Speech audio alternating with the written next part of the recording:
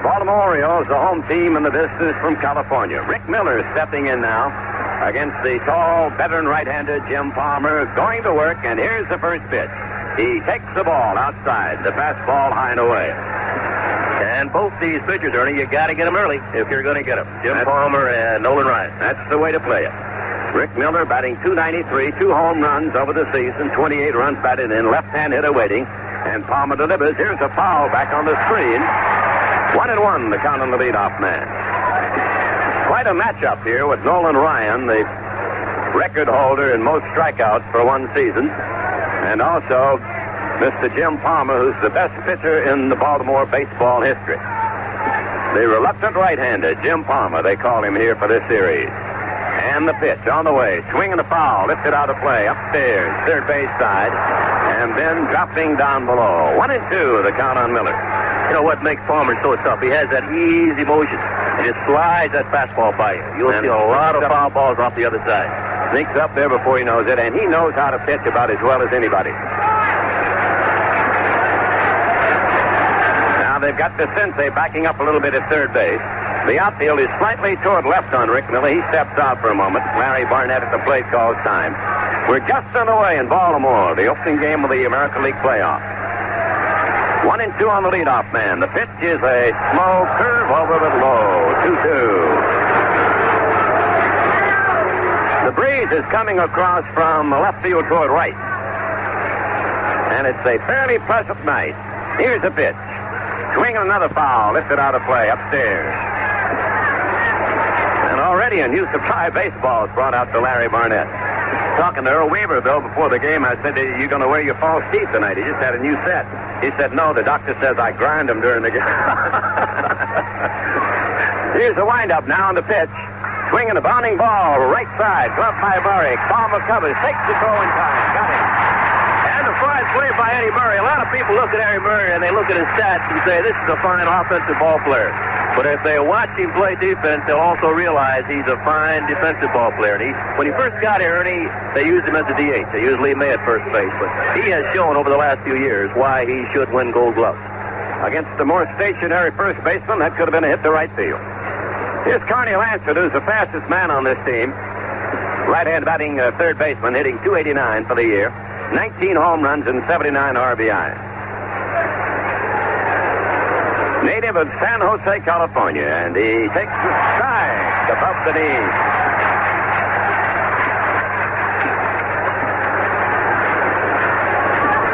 Second year for Lansford. He's been a good addition to this California ball club. 1 out, nobody on, no score, just underway. Here's a fastball that jammed him, and they count 1-1. The thing about Palmer, Bill, he'll move that ball around a lot. Yeah, he backed him off the plate. He might want to get that fastball out over the outside corner or come back with a breaking ball. Lansford waiting. Here it comes. He swings and fouls it on the screen. 1-2. Once again, we've got the outfield playing to the opposite side. They were playing Miller to left. They're playing Lansford to hit the right. DeCinces at third base. Belanger at shortstop. Doward second. Murray at first. That's the inner defense. Dempsey's the catcher. Now the 1-2 serve. He takes a high, slow one. 2-2. Kelly is in left field for Baltimore tonight. Bumbry in center and Singleton in right. Frank Robinson worked on these outfielders a lot during the season. That was one of the Baltimore weaknesses last year. And they've come around a lot. Of course, the addition of Bumbry's helped and the recovery of Singleton. Here's the pitch. 2-2. He swings and misses. Second out. That was just that good old hard one. I think both these pitchers, though, will have to get the breaking ball over. That sets up that good, hard fastball by Palmer and by Nolan Ryan. I think the key is getting the breaking ball over. You get it over and get him sort of looking at that, then you can throw the fastball by a lot of these hitters. Here's Dan Ford now. He had a good year, hit .288. 21 home runs, 101 RBIs. Ford, a native of Los Angeles. First signed by the Oakland club, then traded to the Twins, and came to California from Minnesota. He hits out of a decided close stance. He almost turns his back around to the pitcher. 2 out, nobody on. The game's just started. No score, first inning in Baltimore. California batting. And Ford takes a high, hard one for a ball. Ball one. And from that stancher, and he tries and waits a long time, and most of his hits go the other way, although he did hit quite a few home runs. Here's the windup and the pitch. It is swung on and missed. 1-1. Once again, we've got that Baltimore outfield alignment toward the opposite side. They're playing Ford to hit the right. Don Baylor waiting on deck. He's the cleanup man in Jim Fricosi's batting order. There's a very enthusiastic crowd here. They've got a full house at Memorial Stadium. Now the 1-1 delivery. Swing and a miss on an inside fastball. Might have tipped that one. You know, I'd hate to see Palmer if his arm felt good the way he's throwing so far. He's got a good live fastball. Ford struck out 12 times against Baltimore pitching, more than any other California batter during the regular season. 2 out, nobody on, no score first inning. Palmer backs off. Ford steps away from the plate again. Tall and rangy. He's 6'1", weighs about 185, 190. Now Palmer checking his time with his catcher, Dempsey. The 1-2 pitch. He jammed him with a fastball right at the shoulder. 2-2.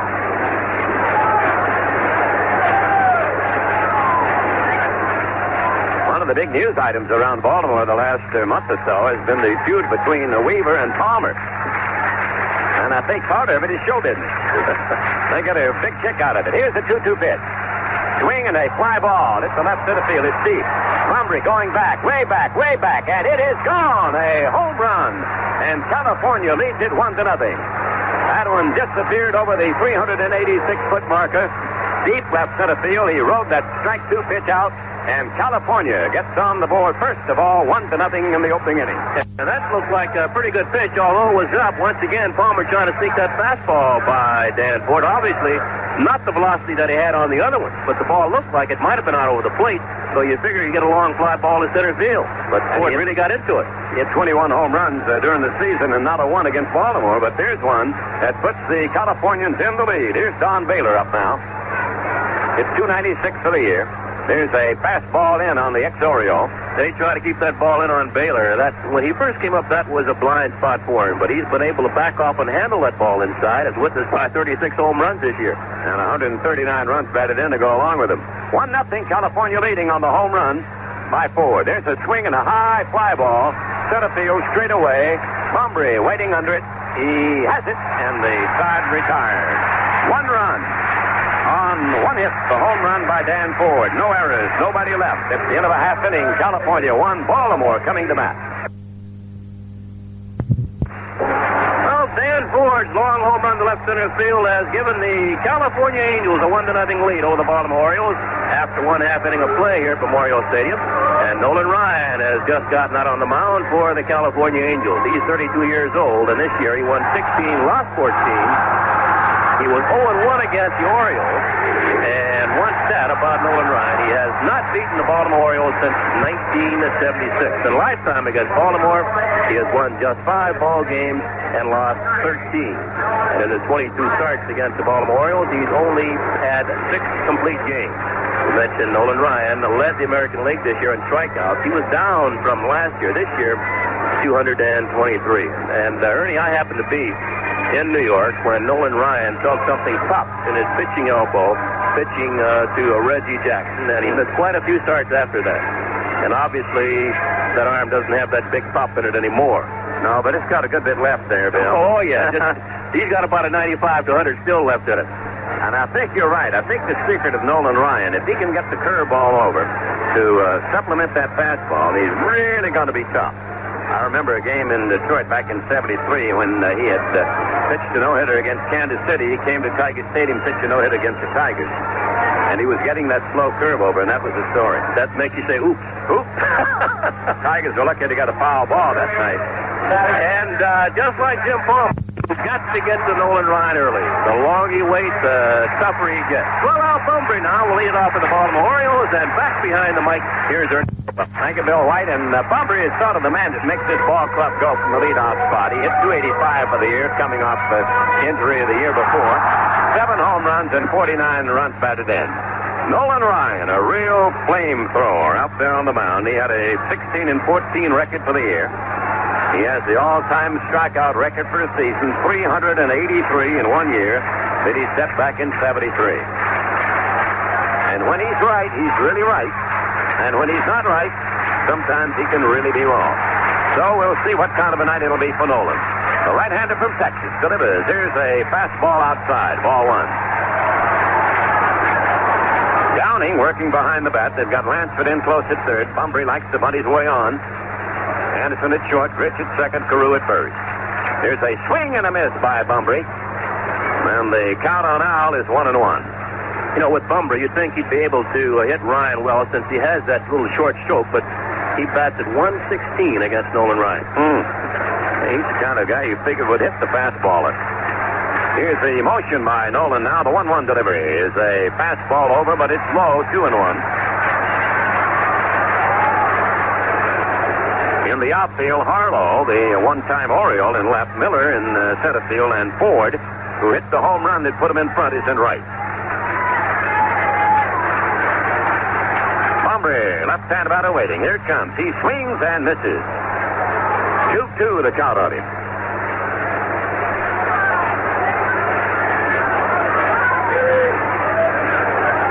Bumbry had a total of 37 stolen bases over the year. Rookie of the year for the Birds back in 73. Now they wind up by Ryan. The pitch is a ball just off the corner. That was a close one. 3-2. Although Bumbry is up well over 500 times, Ernie, he does not really walk that much for a leadoff man. He's only walked 43 times this year. Standing deep, feet close together. Waiting now on the right-hander Nolan Ryan. The next pitch to him. It's a full count to the leadoff man. Here it comes. He swings and misses. Struck him out. Looked like a bad pitch high and away, but Bumbry went after it. You know, looking at the first two batters here, Bumbry hit 285 on the year, but just 116 against Nolan Ryan. And this kid, Mark Belanger, hit 167 on the year, but 295 against Nolan Ryan. Well, I think maybe he'd flip-flop him. Let Belanger lead off and then come back with Bumbry maybe to get him over. Right. Well, Mr. Weaver is a man, as you said in your opening remarks, that loves to go to the stats. He's got all kind of figures, index cards, in contrast to his managing rival, Jim Fregosi, who's more of a hunch manager. Here's a strike call on Belanger. Belanger, the veteran in point of service on this ball club, he and Palmer came up the same year, 65. And he might be the best defensive shortstop in baseball. Yes, sir. Still. The Golden Retriever, they used to call him around here, and still do. There's the pitch outside, 1-1. Just never could hit much, but he could always pick it. Belanger's wearing a protective shin guard on his left leg. Protect that shin that he's batted a few times. Here's the 1-1 pitch. He swings and fouls it back into the seats in right field. Ford coming over, but it drifts into the customers. 1-0 California leading. Dan Ford hit a 2-out bases empty home run in the opening inning, and the Angels jumped in front. Now Belanger at the plate. 1 out for Baltimore against Nolan Ryan. 1 ball and 2 strikes.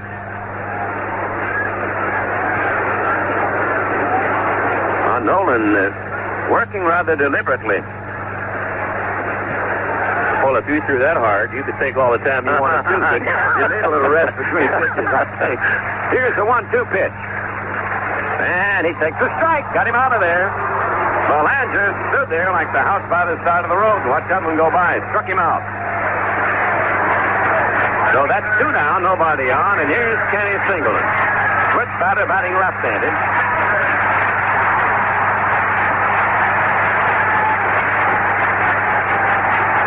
Kenny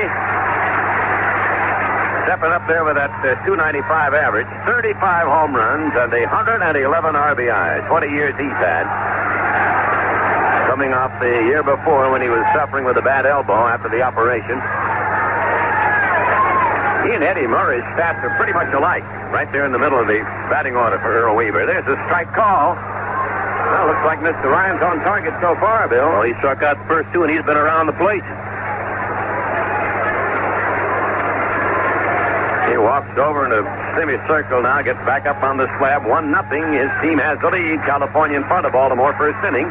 Nolan Ryan kicks and deals, and there's a ball in too close. He gave him a fastball about belt high. It was a great deal for Baltimore back in 1974 when they got this fella Ken Singleton and Mike Torres from the Montreal Expos to Rich Coggins and Dave McNally. Yes, sir, that's 1 in a million. Kenny can do it all for them. Here's the 1-1 pitch to him now, and he fouls it away back toward the press box. 1 run, 1 hit for California. That 1 hit was a home run by Dan Ford over the left center field fence about 386 feet away off Jim Palmer. And we've got a confrontation between two fine right-handers tonight, Nolan Ryan and Jim Palmer, in the opening game of the series.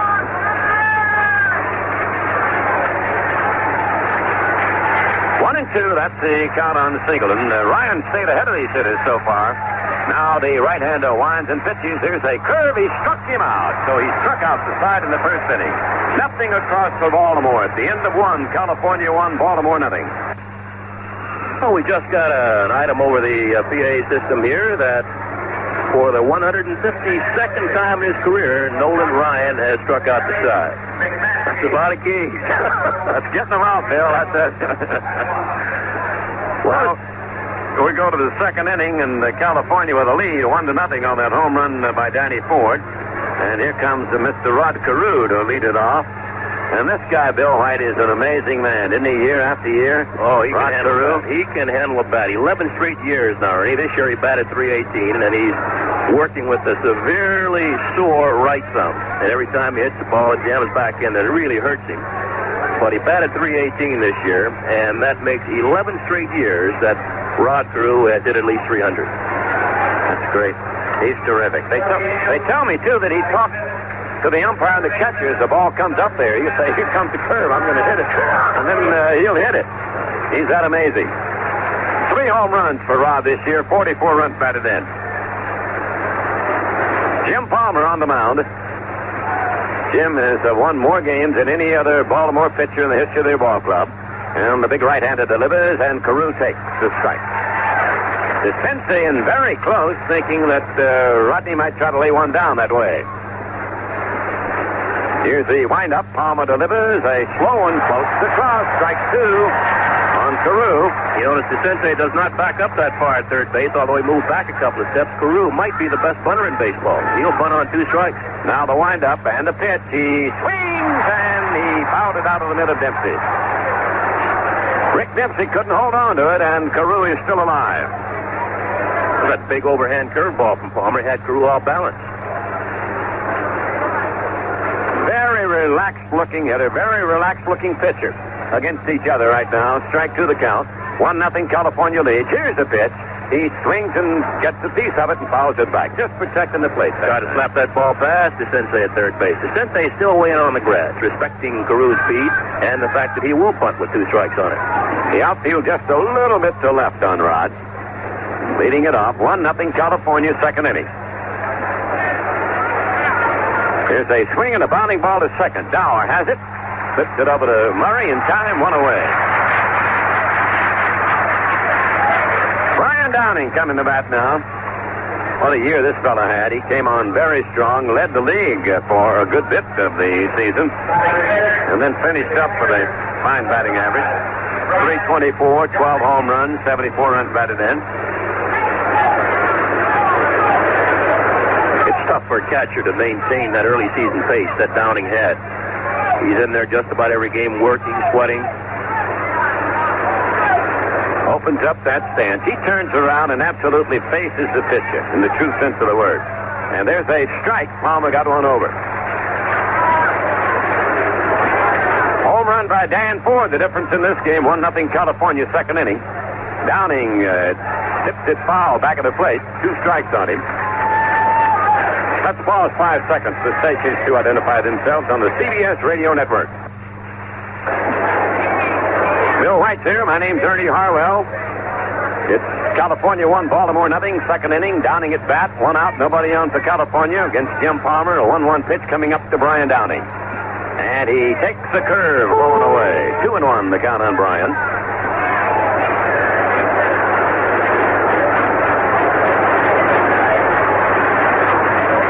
2 strikes to count. Outfield around to right on him a little bit. They've got the infield back now. Here's the next delivery. Swung on a high hopper to third. To Sensei. Over to Murray. He got him. And there are 2 down with nobody on. And Bobby Gritch, one-time Oriole, will be coming up. Right-hand batting second baseman, Bobby Gritch. Bobby came off a 251 season to go up to 294. Had 30 home runs, the most ever for him in the major league. And also 101 runs batted in. He'd been bothered last year, and he by the bat back, picking up an air conditioner at home out in California. We wondered why a guy making $2 million and hire somebody to pick up an air conditioner for. Teach you to work around the house. Here's the pitch by Palmer, and Gritch takes a strike on the outside corner. I think his range is still limited in the field, but obviously he's coming around a lot better with the bat. He's given him a lot of power this year. There's a change-up over for a strike. Jones in the Dallas Morning News said Bobby Gritch may be the strongest candidate for comeback player of the year since Count Dracula got up from a bad state. Here's the strike 2 delivery. He takes the ball wide, 1-2.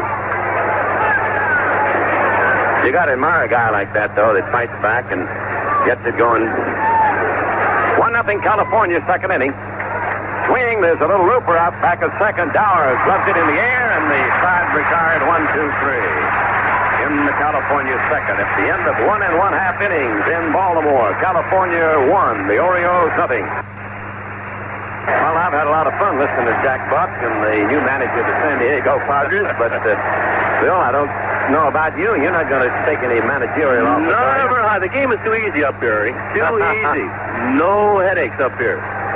Here's Eddie Murray now. He finished the year with a .295 average, switch batter, 25 home runs, 99 RBIs, fastball outside from Nolan Ryan. Ball 1 on Murray. Very consistent performer.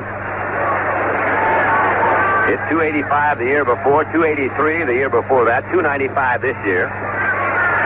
27 home runs 1 year, 27 the next, 25 this one. Here's the pitch now, batting left-handed, he takes the ball outside. Nolan keeping that fastball away from Eddie Murray. Ryan made 2 appearances against the Baltimore club this year. Pitched 6 innings and struck out 8 and walked 8. He struck out 3 in the first inning of this playoff game. There's a fastball outside, ball 3. High and wide on that one. And this is the first batter on whom Ryan's been behind.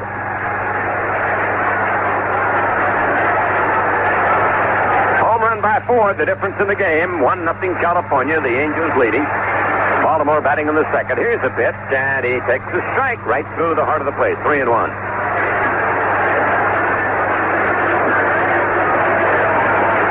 Ryan gets that ball back from Downing. Then he walks in about a half circle from the front of the mound toward the back. Gets up there, gets his sign, goes into action again. The windup and the pitch. Swung on and fouled back to the press box. You've got a guy with a great fastball, and you've got a pretty good fastball hitter in Eddie Murray. That's a real challenge right there. They used to throw Murray a lot of breaking balls, but he's learned to wait on the ball a lot better, and as you mentioned, his consistency. Really an excellent ball player. He and Singleton in the 3-4 spots in that batting order, too. They're pretty tough to get by. One of them not doing it, the other one is. And both switch hitters, which helps. Right. The outfield is almost straight up on Eddie, and the infield back now with Lansford very wide of the bag at third. So he spreads out at the plate, waiting on a 3-2 delivery from the hard-throwing Nolan Ryan. The wind-up by Nolan, and the pitch. Swung on and fouled away. Same spot. Press box, in and out. Talking about Ryan striking out 383. Back in the old days, Baltimore had a pitcher named Matt Kilroy back in the 80s. He struck out 505 batters in one season. But the mound was only 50 feet away then. I don't care how much. That's still a lot of people to strike out. You know, you adjust to anything as a hitter. Waiting on another 3-2 pitch now. Eddie Murray waits. Here it comes. He swings and fouls it away. He's giving him a battle. It looks like Ryan's doing nothing but pumping that fastball in there, Bill. And so far. He came from a 3-0 deficit, and he's got the count full now, 3-2, and he's been around the plate. Nolan, he's a great pitcher, Ernie, but you always, I think, you sit and wonder when he's going to walk 3 or 4 in a row. Of course, he might do that and then strike out 3 or 4 in a row. I think that's the only inconsistency that Ryan has had throughout his career. You never know when he's going to fall apart. Murray digging in, waiting on another 3-2 pitch. Here it comes. He swings and misses. That was a high, hard one, and he didn't get it. So Ryan has started the game by fanning the first 4 batters. 3 of them had been swinging. The second man took a call, third strike. Here comes Pat Kelly. Once again, this is a result of the fanaticism that Earl Weaver has about stats. He knows that Kelly has good statistics against Nolan Ryan. He's using Pat, who usually does not get into that starting lineup. Left-hand batting Kelly. 9 home runs for the year, 288 batting average, 25 RBIs. Swings and fouls it away. That one upstairs.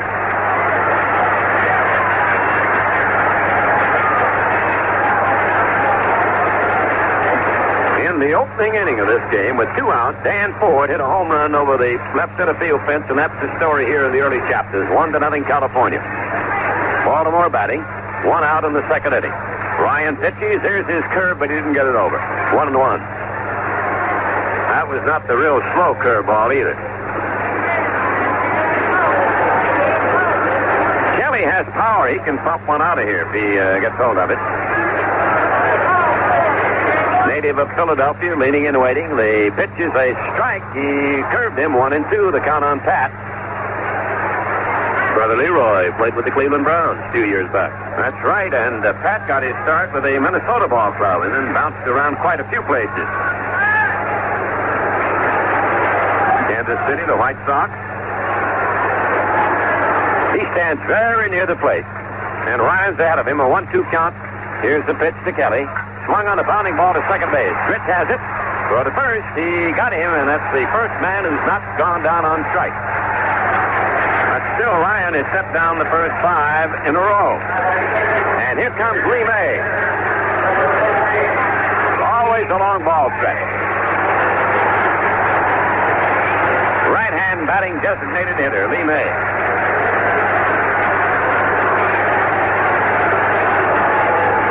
Fourth year in the major leagues for Lee. He batted .254, had 19 home runs, 59 RBIs. And he swings and doesn't get it. Nolan challenged him with an outside fastball.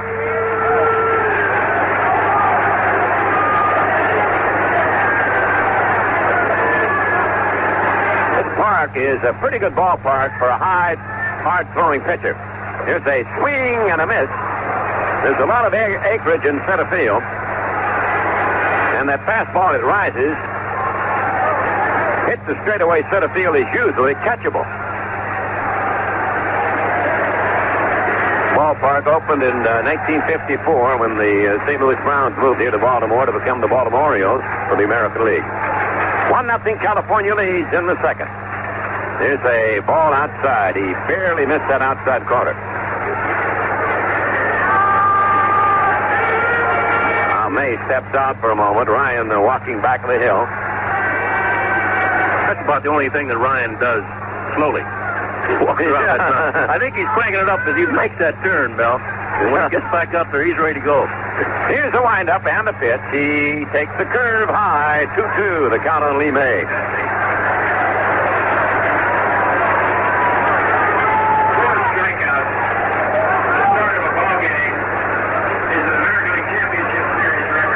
They're telling us that that's the first time anybody struck out 4 at the start of a ball game in a playoff game in the American League. Oh, here's May digging in, waiting on 2-2. He swings and fouls it back. Pretty close.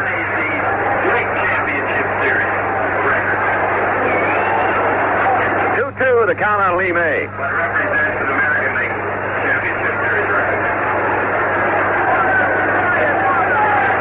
This guy's had some good years, Bill, with the bat. He has. A lot of home runs. Early good years against the Nolan Ryan. Hit .313 against Ryan this year. Basically, I think because Ryan just rears back and throws that fastball, and Lee May one of the better fastball hitters in baseball still. Now he's leaning in, waiting on another 2-2 delivery from Nolan. It's a curve in the dirt, bouncing away from Downing. Full count on Lee May.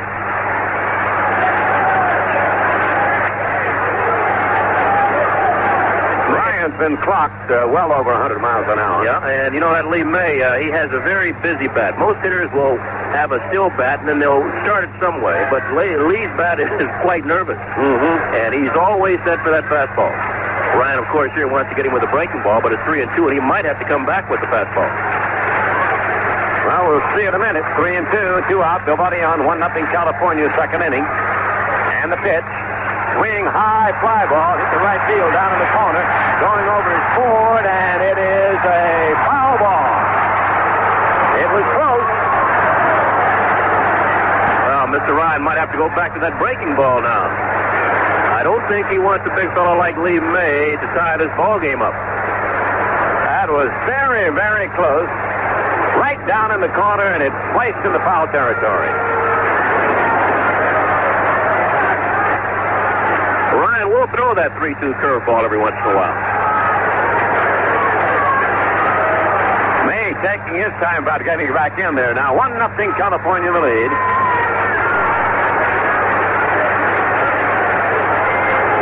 Outfield playing Lee to hit the right. Digs in, waits on the full count pitch. Here it comes. He swings and misses, struck him out. Jammed him with a fastball at the hand.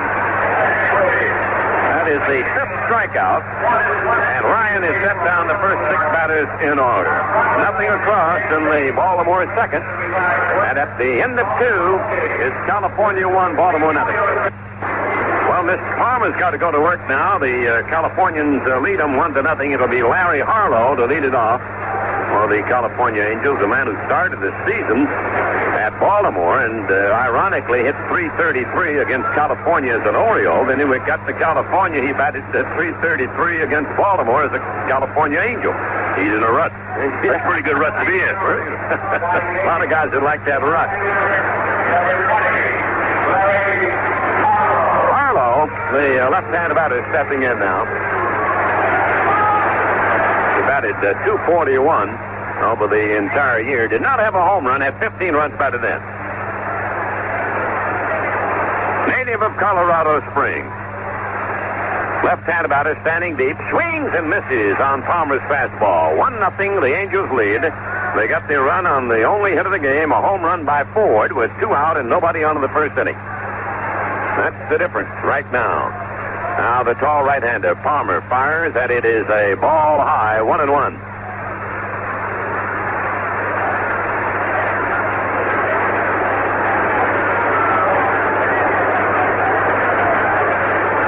One of the several ex-Orioles on this California team, Harlow, swings and misses on a fastball.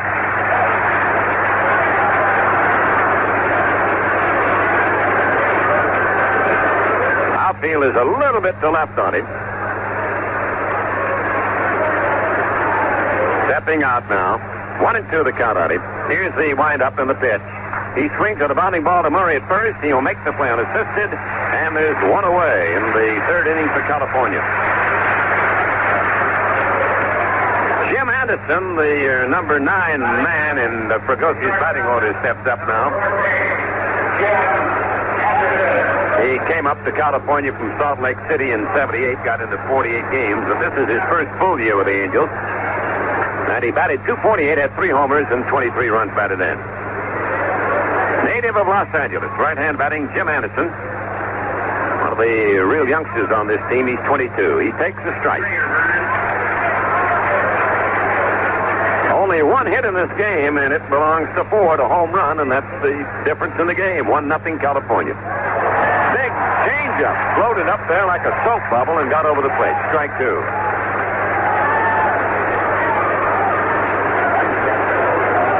Outfield is around to right. Now Palmer kicks and deals. It is a ball outside. Dempsey was headed for the dugout. He thought he had strike 3. So did I. Looked like it did. Except might have fooled everybody. 1-2. That's the count on Jim Anderson. Palmer goes into motion again. He pitches. There's a slow curve in high. backed them off. 2-2 the count on Jim. Rick Miller, the leadoff man, waiting on deck for the California team. Here's the next pitch on the way. He swings and fouls it upstairs.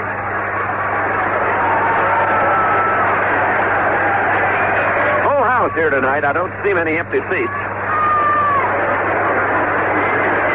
Baltimore's really turned it around attendance-wise. In fact, attendance in all of baseball is up 7%, over 43 million. Here's the pitch. He swings and taps one to short. Belanger waits for the hop.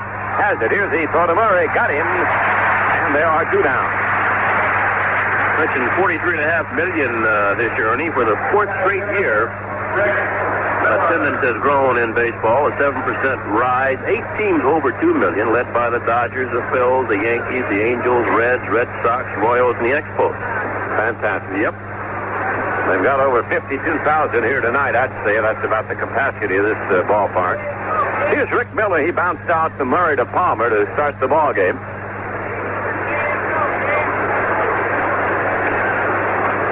Left-hand batter takes the cut and misses. Rick was born in Grand Rapids. He makes his home now in Winter Haven, Florida. Came to the California club in the Remy deal, you remember, from the Boston Red Sox. There's a foul upstairs into the mezzanine. Rick didn't get much time to play over at Boston. They had, of course, Fred Lynn. We just talked about him leading the league in batting average, also a fine outfielder, but he's getting a chance to play here. Plays good defense, slaps the ball around, gets on base. And he takes the ball outside. His average this past year was the highest he's ever had, 293. 1-0 California leading on the Dan Ford home run in the first inning. Here's the 1-2 pitch, and Miller chops one slowly past the mound, charged by DeCinces. Can't get it. The throw by Belanger, not in time. DeCinces tried to cut it off. He couldn't. The ball went through to the shortstop, Belanger, who flipped it over to Murray, but not in time. It'll be an infield hit for Miller. And good speed by Rick Miller. He made that as soon as he left the plate. He didn't not hustle at all going to first base. As soon as he chopped that ball, he started moving. Here's Lansford stepping up. He struck out in the first inning. That's the second hit off Jim Palmer. 1-0 California leading, third inning. Opening game in the American League playoffs. Now Murray's going to hold over there on the bag with Rick Miller. Rick's a pretty good base stealer. And Lansford takes a high one above the letters, and it's a ball 1 count on him. Outfielder right. The wind has picked up a little bit. It's blowing out toward right. Cooling things off. It's been a pleasant day here in Baltimore today. Palmer delivers. It is off the mitt of Dempsey. And on to second will go Miller. Looks like that pitch fooled Dempsey. It was to his right. He reached over, got his mitt on it, but couldn't hang on. And Miller takes second. We'll wait for the scorer's decision on that. Rick went after that ball. It looked like he thought it might be a fastball. It sort of slid on him, and it's a fastball charge to Dempsey. Normally, Dempsey's a lot quicker behind the plate than that. Ball just sailed on him. Yeah. Went back to the screen, and now there's a man at second with 2 outs. California leads 1-0 in the third. 2-0 is the count on Lansford. Lansford. Carney Lansford. Right-hand batter waiting. Here's the set by Palmer. He checks the runner. He pitches. Here's a fastball high and away. 3-0. Well, Jim's not been behind on many hitters, but he's behind on one now.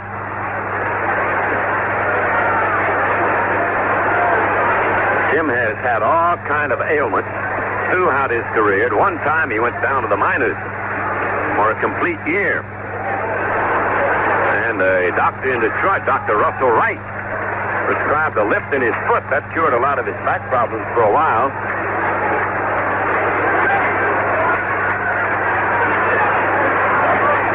Now ready to pitch 3-0 to Lansford. Miller coming down out second. The pitch is a ball outside. He walked him. That'll be the first walk. Man on first and a man on second. And here's the man who put him in front. Dan Ford, who hits the home run for California in the first inning.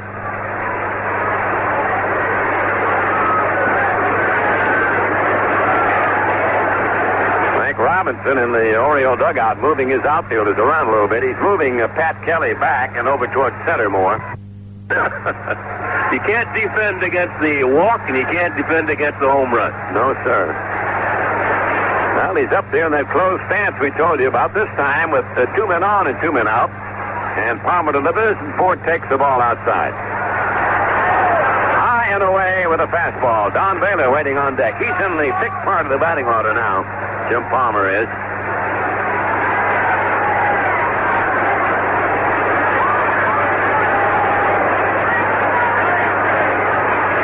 Here's a drive to right. Maybe trouble. Singleton chasing down. Rounding third, headed home is Miller. Coming around third now is Lansford. He holds there. And it is a double to drive in the second run, and California leads it 2-0 with Ford driving home both runs. That was a line drive double in the right field corner. Miller scoring and Lansford stopping at third. That's good hitting by Dan Ford. He hit the home run in left center field, deep left center field, just to the right of the bullpen here at Memorial Park. And then he got a pitch there away from him and drilled it into the right field corner for another run batted in. Hit it hard, but it was certainly a different kind of hit, as you say. It was a line drive in the corner. The other one was a fly ball that was pulled. Well, the way he sets up, Ernie, he almost has to go that way unless you throw him a mediocre fastball or hang a curveball. Then he'll pull it. Here's Don Baylor up now, and it is 2-0 California leading in the third inning. Baylor hits a high chopper to DeCincy at third. He guns it across to Murray, and the side retires. The Angels get 1 run on a couple of hits. There were no errors. 2 runners are left on base, and we move to the last half of the third. California 2, Baltimore nothing. Here it's been all California Angels. A home run by Dan Ford in the first with 2 men out, and nobody on base off Jim Palmer. And Dan Ford again with a double into the right field corner, scoring Rick Miller here in the top of this inning, the third. And it's California 2, Baltimore nothing, as we get ready to play the bottom half of the third inning here at Baltimore's Memorial Stadium. And once again, the scores in the National League Championship Series. Pittsburgh has taken a 2-0 lead in that series. As last night they beat the Cincinnati Reds 5-2 in 11 innings, and this afternoon the Pittsburgh 3, Cincinnati 2 in 10 innings. And Ernie Harwell, the Reds certainly have their backs up against the wall because now they've got to finish that series at Pittsburgh Three River Stadium. It's going to be a tough job, but it can happen. Yep. California 2 runs, 3 hits. Baltimore no runs and no hits. Ryan has set down the first 6 Oriole batters in order, and he struck out all but 1. Here's Doug DeCincy, who hit .230 for the year, 16 home runs. Right-hand batter swings and misses on a high, hard one. DeCincy knocked in 61 runs. He had some back problems throughout the year. Didn't have the same good year he had the previous season. Here's a pitch outside, 1-1 the count on him. He missed 6 weeks with a bad back. Yeah, that's bad back in April. That's tough to take. He was on the disabled list for a long time. Standing deep now, waiting on a 1-1 pitch. It is a breaking ball high, 2-1. It's tough to replace a legend. Brooks Robinson for so long, probably the greatest third baseman in baseball, playing right here in Baltimore. And I know that had to be tough on Doug DeCincy taking his place. He digs in to wait on the 2-1 delivery. Fastball popped in the air over near first base. Carew going back. There goes Gritch behind him, and Gritch drops the ball. It's a fair ball, and he drops it. DeCincy goes to second. Gritch on the line, got his glove on the ball, and it squirted away like a wet watermelon seed. And now Bobby Gritch talking to that's the right field umpire, Greg Koss. I think Bobby thought he might have touched that ball in foul territory. It was very close. Although the wind is blowing toward right field, somehow that ball got up and drifted back toward fair territory. Very close there at first base, but Greg Koss, umpiring out in right field, felt that Gritch did touch the ball in fair territory, and Bobby picked up an error. Might be costly. And it was his ball, no question about that, although Carew started back. He had a lot better angle on than Rodney did. Well, here's Dower stepping up now. He batted .257 for the year with 9 homers and 61 runs batted in. Rich Dower at bat, and the Orioles have put their first runner on. Nolan Ryan delivers. Here's a strike call. The fastball in above the knees. Not a tough play for Bobby Gritch. He's made that play hundreds of times. He just dropped the ball. Now the strike one pitch. Swung on and missed. That was sheer speed that time that fooled him. Ken Dower trying to go the other way. He would like to get Gritch over third base. Nobody out here. You can do that by hitting that way or just by pushing the ball that way. Of course, with 2 strikes now, you can't afford to try to bunt. Here's the set now. Dow waiting. The pitch is swung on and hit into left center field. Should be an easy chance for Harlow. He makes the catch. And back to second goes the runner, Doug DeCinces. That was a slow curve, and he was able to pull it a little bit. But it was caught easily by Harlow. That's the first outfield put out for the California Angels tonight. And here's the rugged catcher, Rick Dempsey, coming to bat now. He batted .239 for the season, 6 home runs and 41 runs batted in. Right-hand hitter. Dempsey batting in the number 9 slot. Man on second, 1 out. California leads 2-0. Here's a ball outside. Ryan tried to hit the outside corner with his smoke, and he didn't catch it. Right-handed steps and deals. Here's a ball in close. 2-0, the count on him.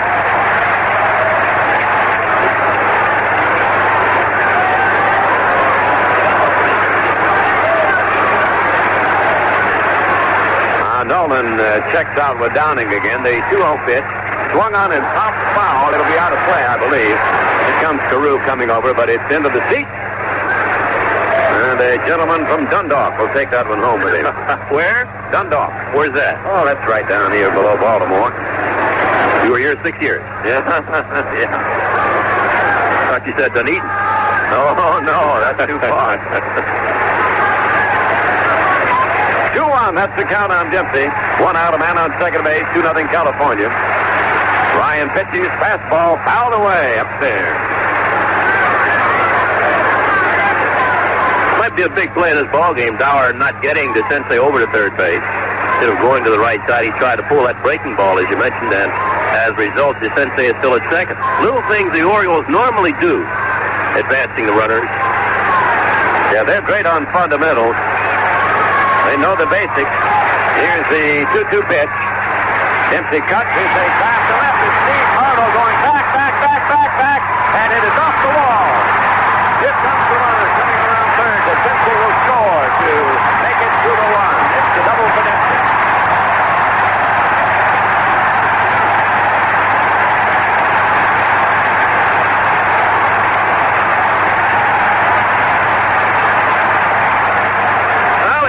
Fans are up, and obviously Dower not getting DeCinces over third didn't make any difference with that smash to left field by Rick Dempsey. He just missed a home run. That ball hit high off the left field wall and bounced back into left field. And Dempsey has just got the Birds on the board. It's California 2 and Baltimore 1 now. It looked as if it might get out of there. You're right, Bill, but maybe a foot or so it was missed. And that is the first hit. It drives in the first run, 2-1, California leading. The Orioles have a man at second down, and now Pombre, who struck out in the first inning, will be the batter, left-hand hitter. He fouls it away upstairs. Didn't get around on Ryan's fastball that time. Now Ryan got a baseball he didn't like, and Larry Barnett exchanges it for another one.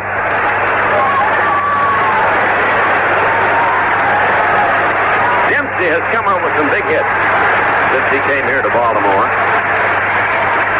Doesn't hit for a high average, but he gets them when they count. Now Bumbry waiting. The pitch is fouled away. Sort of a half-hearted swing on the fastball. 2 strikes on Al.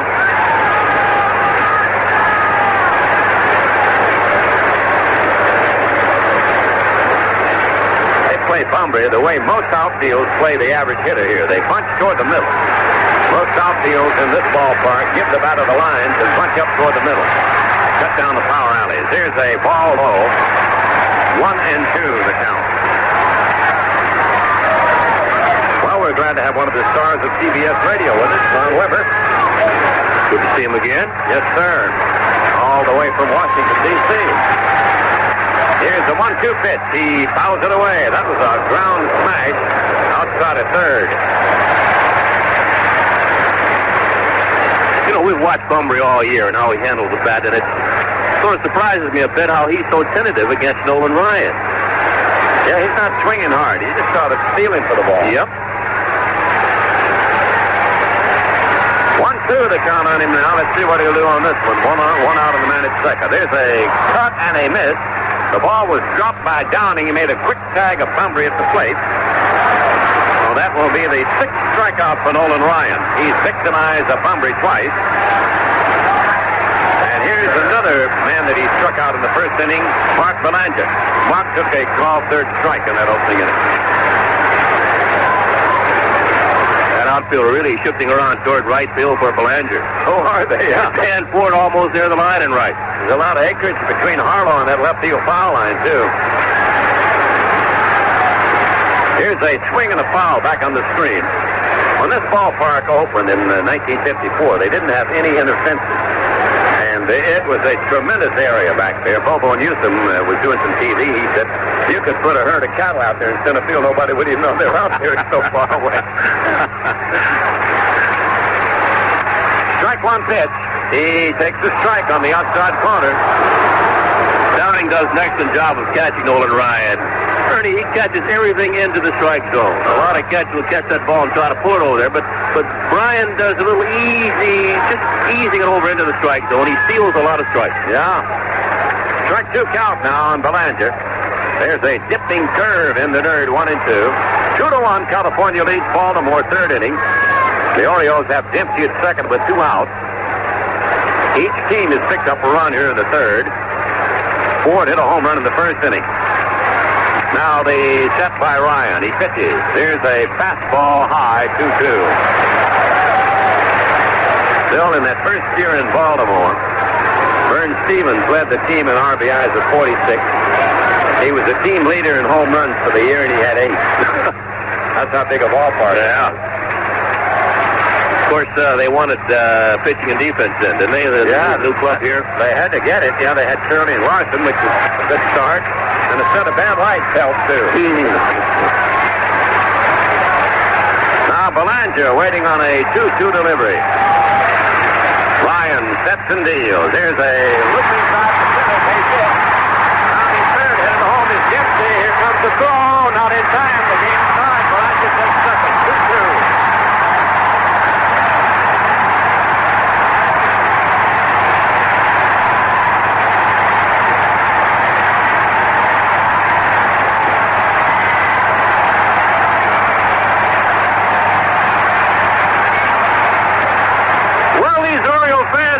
Again here as Mark Belanger, not normally a good hitter. In fact, he batted only 167 on the year, but 295 against Nolan Ryan has tied the ball game up. And not only did he tie the ball game up, he represents now the go-ahead run as on the throw home, he went down to second base. And here's a fella who might be the leading contender for the most valuable player in the American League, the switch-hitting Ken Singleton.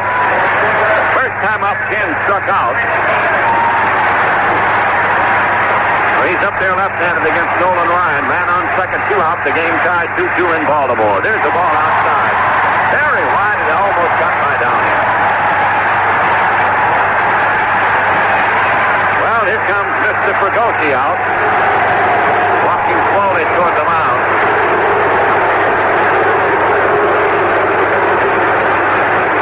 Oh, it's Larry Sherry. I beg your pardon. Thank you, Bill. Not Fregosi. It's Sherry going out there, the pitching coach. You know, we talk about Ken Singleton, one of the leading candidates for the MVP. We certainly can't forget Don Baylor, who might be the leading candidate for the MVP honors in the American League. A lot of guys had some great years. Baylor, Singleton, Fred Lynn, Jim Rice, George Brett. I think any of them would be deserving of the honor. I agree with you on that. Now, Mr. Sherry's gone back to the dugout. And Singleton stepping back in. The count of ball 1 on him. Ryan to the set position, delivers. There's a pop foul. It'll be out of play. Back this way.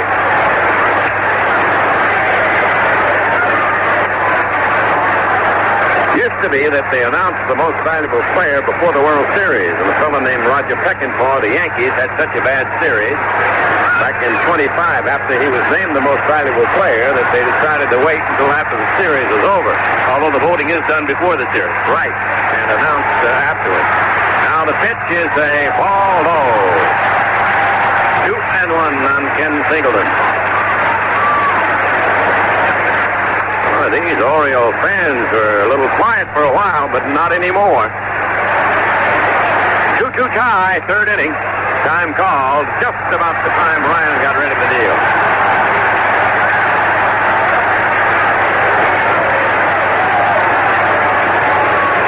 Well, Singleton is stepping back in now. He and Eddie Murray played in every game. Here's the 2-1 pitch from Ryan. Singleton swings and fouls it away. Didn't get around on that fastball. It was hit high back at third base in the seat. Trying to check, Ernie. None of these runs are earned here. That error by the second baseman, Bobby Grich, on that pop-up off Doug DeCince would have been out number 1. Out number 2 would have been Dower's fly ball, and out number 3, the strikeout of Bumbry. So both runs unearned here in the bottom of the third. 2-2, the count on Ken Singleton. Set by Ryan, the right-hander delivers. There's a ball high, full count.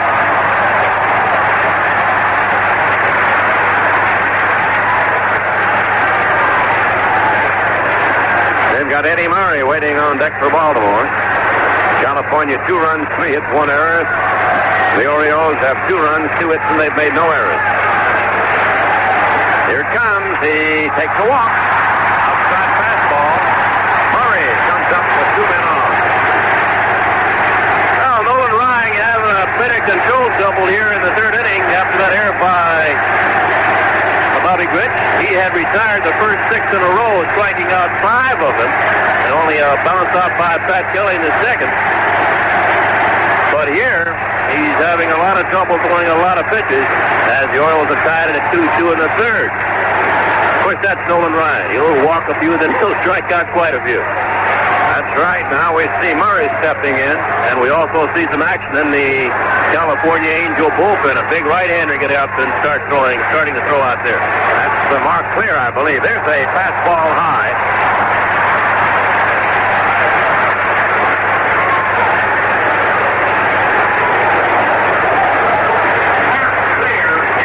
Yes, it's Clear throwing in the bullpen. The young man who had such a fine relief record over the year. Ball 1, the count on Murray, batting left-handed. 2 men on, 2 men out. Game tied 2-2, third inning. And he swings and fouls it upstairs. 1-1.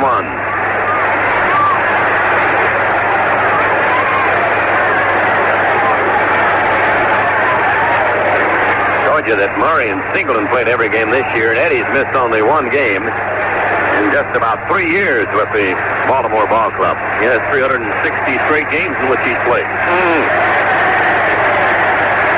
1-1, the count on him. Here's the pitch. He swings and fouls it away again. That one hit upstairs. Well, if you're a souvenir hunter, come out when a guy like Nolan Ryan pitches, because there are a lot more fouls hit in the seats. And a guy like Palmer, they're throwing that high fastball, and everybody's late and getting up under that thing because it rises just a little bit. 2 balls, 2 strikes. 1 ball, 2 strikes. 2 out and 2 on. Game tied 2-2. Now the set by Nolan. He delivers. It's a strike call. He struck him out. Got one on the inside corner, and Murray looked at it, and for the second time he goes down on strike. However, the Orioles tie the game in the third inning. They get 2 runs on 2 hits. 1 error. 2 runners are left on base. And at the end of 3, it is California 2, Baltimore 2. Well, let's see what Rod Carew can do now. Leading it off, it is a 2-2 tie. Palmer ready to go to work. Rod to bounce to second baseman Dower, the only time he's been to bat. Left-handed batter. He opens up his stance a little bit. And now they wind up, and the pitch is a strike call. California got 1 in the first and 1 in the third. Baltimore came back with 2 in the third to tie it. There's a ball that hits in front of the plate and almost hit Carew, and the count is 1-1 on Rod.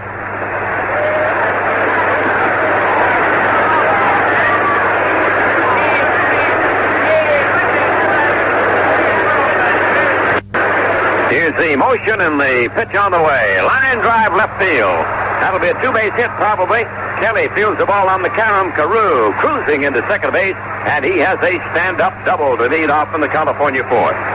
He can really handle the bat. Carew, we mentioned working with a severely sprained right thumb. Just flex that ball down the left field line. Here's Downing coming to bat now. Right-hand hitter who had such a good year. Downing, when he played in community college, had 1 for 3, and the White Sox scout who signed him sent in a report that he batted .333, so they let him sign. Gave him a $2,000 bonus, much to the surprise of his friends, because he never played very well and that early in his career. But he's a battler, and he's made it right up here to the top. You got to hand it to Brian Downing.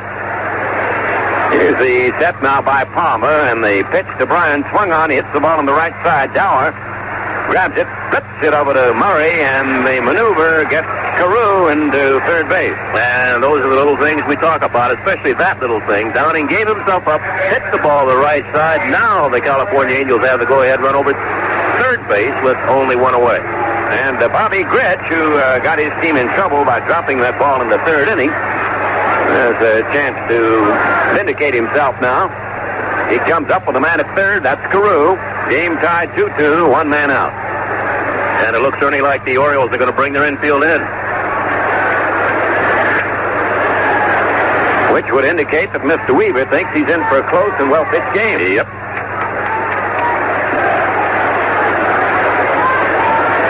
Oh, Gretsch is not quite ready to step in there. Carew keeping an eye on Palmer.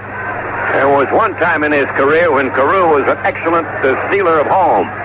Here's a ball high. That pitch seemed to fool Dempsey, Bill. Almost got by. Now Rick walks halfway out to the mound. He wants to talk to Palmer. Of course, they cannot afford a fastball or a wild pitch here. And Dempsey comes back shaking his head. That ball must have took off high. Must have taken off a little bit high on Dempsey. Yeah. Well, let's see. Gritch is going to step out and then back in again. Carew's taking a short lead at third. He's keeping his eye on Palmer, who's working out the set position. We've got a 2-2 deadlock in the fourth inning. California with a man at third and one man out. Here's a fastball. It's over, but it's low. 2-0. Larry Harlow waiting on deck. In the bottom part of the batting order now for Jim Fragosi's team. Time called at the plate by Larry Barnett, the plate umpire.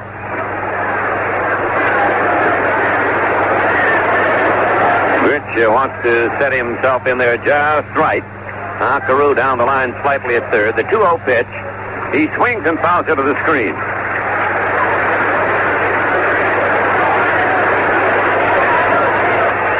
Rich, over the years, has changed his batting style from time to time. First came up, he was really not much of a home run hitter. Then he began to hit the home runs. Last year he was here in Baltimore. He learned to pull that ball down the line to the rather short distance. Now the 2-1 delivery. High fastball, 3-1, the count on Gritch. Belanger yelling something into Palmer from the shortstop position. Here is the paid attendance. We're getting the attendance now.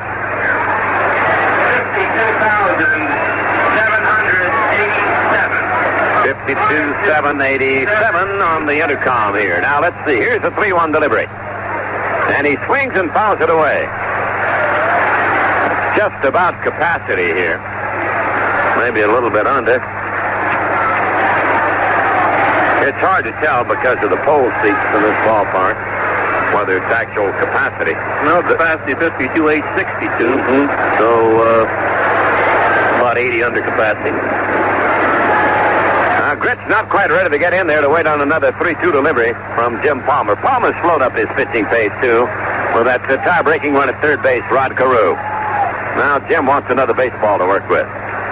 They've added some field seats here, too, on each side of the two dugouts, which should benefit the batters because it cuts down the foul territory. They're not using those bleachers out in center field either. They have no cover. Now Bobby waiting. Here's a pitch to Gritch. He swings and fouls another one out of play. Swinging late on that one and lifting it in the seat back at first base. California, 2 runs, 4 hits, 1 error. Baltimore, 2 runs, 2 hits, and no errors. Now Gritch resettles himself into the batter's box, waiting on the full count delivery by Jim Palmer. Here it comes. He swings and lifts it high, back to first base. Murray chasing near the seats. It's a foul ball. He's under it. He reaches in, and he did not make the catch. I think Eddie had a chance to go a little bit closer to the stands, and he actually went, Ernie. He got about 2 or 3 feet and tried to reach it instead of going to the stands and then reaching in with the glove. I think he could have made the catch, and especially since this ball game is being played here at Baltimore, I know those fans would have given him a lot of room. Another thing, Bill, that ended up in those seats that we were just talking about that had been added, and if they hadn't been added, he would have had room to catch that ball. Mm-hmm.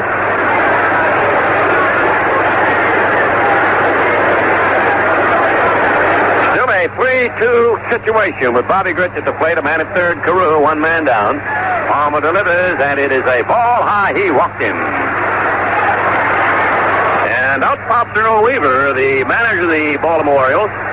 And it looks like we're going to get some action now in the Baltimore Oriole bullpen. Sammy Stewart had been up briefly earlier. And it looks like he's going to get up again. Weaver out now talking to Jim Palmer along with his catcher. Rick Dempsey and Mark Belanger also joins that conversation. And when Weaver's out on the mound, there's only one guy talking, and everybody else is listening. And it's Sammy Stewart who's up again, a right-hander out throwing in the bullpen, as Weaver will leave. Belanger stays and has the final word with Palmer. Now Weaver comes back.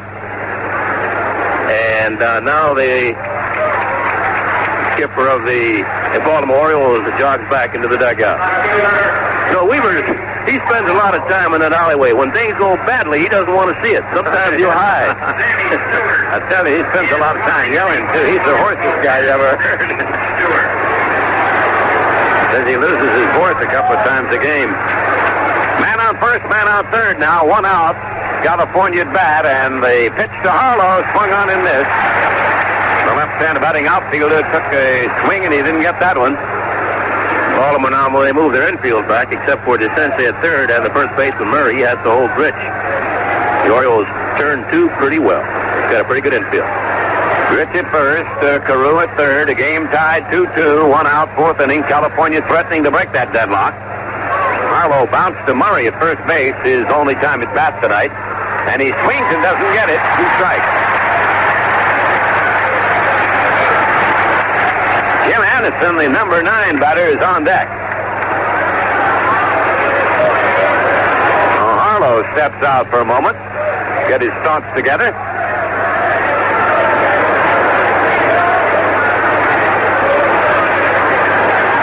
Two veteran pitchers against each other, 2 right-handers, both with excellent records. Here's the pitch. He struck him out. Tipped it to the mid of Dempsey on a high, hard one. Palmer gets the big strikeout there. That's only his second, but the big one, as you mentioned, he kept that ball high and away from Harlow. All 3 pitches. Fastball's up and away, and Harlow did not do his job. And that hurts sometimes. When you get that run over third base with less than 2 outs, you really want to get him in. It's almost like a gift, but it's so hard to do many times. Now, Anderson will be the next test for Jim Palmer, and he wants to call Dempsey out for a little confab in the front of the mound.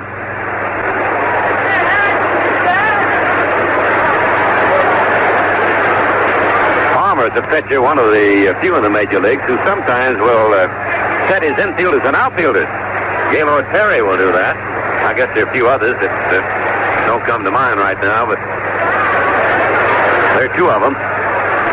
So here's Anderson at the plate, right-hander against the right-hander. And he swings and lifts the foul out of play. It'll be on the first base side. You ever play with a pitcher that did that, Bill? Larry Jackson, who used to pitch for the Cardinals, liked to do that. Mm-hmm. In fact, Larry would do it on almost every pitch. He would, on the other hand, a pitcher like Kurt Simmons would say, play everybody straight away, no matter what the situation was. Langley used to do it once in a while with the Giants and the Dodgers. Addison has a strike one count on him now. We've got a 2-2 tie in Baltimore. California batting against the Oriole right-handed Jim Palmer in the fourth inning. Addison at the plate. One strike on the right-handed batting infielder. Here's the set now by Palmer. He delivers. Here's a ball high. 1-1 the count on him. Carew opened this inning with a two-base hit. Moved to third when Downing punched the ball to the right side of the infield and was tossed out by Dower. Then Gritch walked, but Harlow struck out. California got their first run on a home run by Ford in the first inning. Scored again in the third on a single with two out by Miller. He went to second on the fastball, and then after Lansford walked, Ford doubled home the run, so he's knocked in both California runs. Here's the 1-1 pitch. He swings and fouls it away. 1-2 the count on it. The Orioles came up with their two runs in the third. They reached second on an error by Gritch, who dropped his fly ball. Then with one out, Dempsey doubled him home. And after another out, Belanger singled Dempsey home. That's how we got to this 2-2 situation. 1-2 now, the count. Anderson leaning in, waiting. Palmer sets and pitches. There's a curve in too close. 2-2. And with every pitch, Palmer wants another baseball. Of course, obviously, he's getting back some of those that he had previously thrown in. I don't think that last pitch went where he wanted it to. Baseball fault. To Weaver, pacing the dugout. Now it is a 2-2 delivery coming up to Anderson. Swings and pops it up over near third. That should end the inning. The Sensei is under it. He's got it. And the side retired on the foul fly to the Sensei. Palmer pitches out of a jam. No runs, one hit, no errors, two left. At the end of 3 1/2 innings. California 2, Baltimore 2. Well, it's California 2, Baltimore 2 as we play the bottom half of the fourth inning. And for the Baltimore Orioles, it'll be Pat Kelly, Lee May, and Doug DeCinces against Nolan Ryan. Ryan has been tough so far. He has struck out 7, and he has walked just 1. But, of course, the error charged to Bobby Gritch, the bottom of the third, hurt as the Baltimore Orioles tied the ball game up with 2 unearned runs. So Ryan has to hitch it up again as he gets ready to pitch to Pat Kelly. And here's Ernie Harwell. All right, Bill White, let's see. We've got a close one here, 2-2, and Kelly coming to bat against Nolan Ryan. Kelly bounced to second baseman Gritch in the second inning. He was the first man in the Oriole lineup who did not strike out. The first 4 did. So Pat is 0 for 1 as he steps up there, left-handed batter who crowds the plate. And the outfield around a little bit to right against him. Nolan Ryan fires. It is a fastball outside, ball 1. 2-2 tie, fourth inning. Ryan goes into action again now. Kicks and delivers. Here's a pitch in too close. 2-0 to count on him. Mostly fastballs from Nolan Ryan. He's thrown the curve a little bit, but he's not been as sharp as he probably wants to be with that curve. He winds and pitches. There's an inside pitch around the knees. 3-0.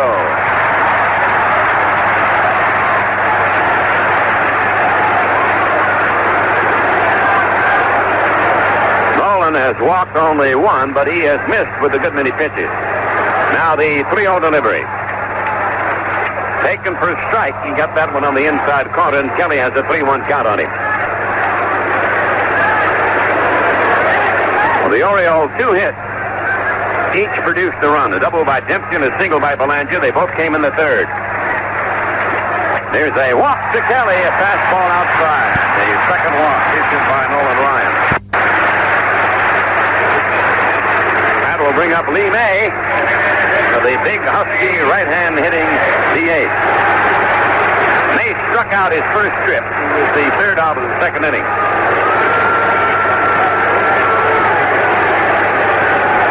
36-year-old veteran Lee May.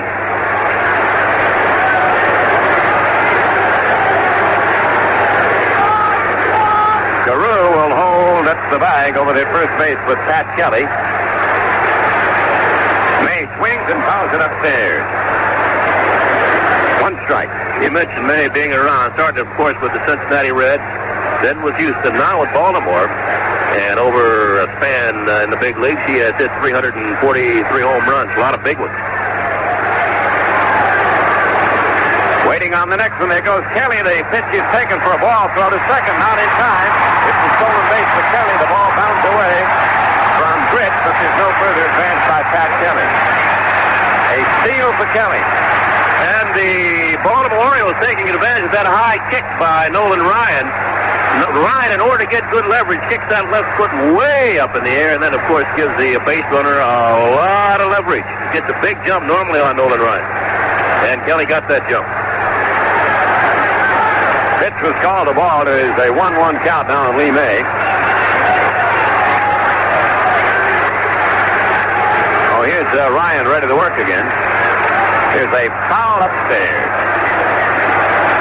1-2, the count on May.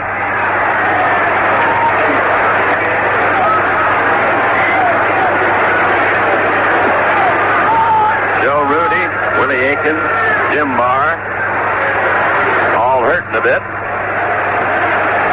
Dan Ford had a muscle pulled in his left side, but it didn't hurt him today. He's in there. There's a ball outside. He gets by Downing, goes to the screen, and Kelly will take third. Ryan trying to get a little extra on a fastball and throw it past Lee May. Instead, threw it past his catcher. That should be a wild pitch. And the Orioles now have to go ahead and run over third base with nobody out here in the bottom half of the fourth inning. And it is a wild pitch charge to Nolan Ryan. Well, that puts Ryan, the Angels, in trouble now. The game tied 2-2. Man at third base, Pat Kelly, walked, stole second, took third on a wild pitch.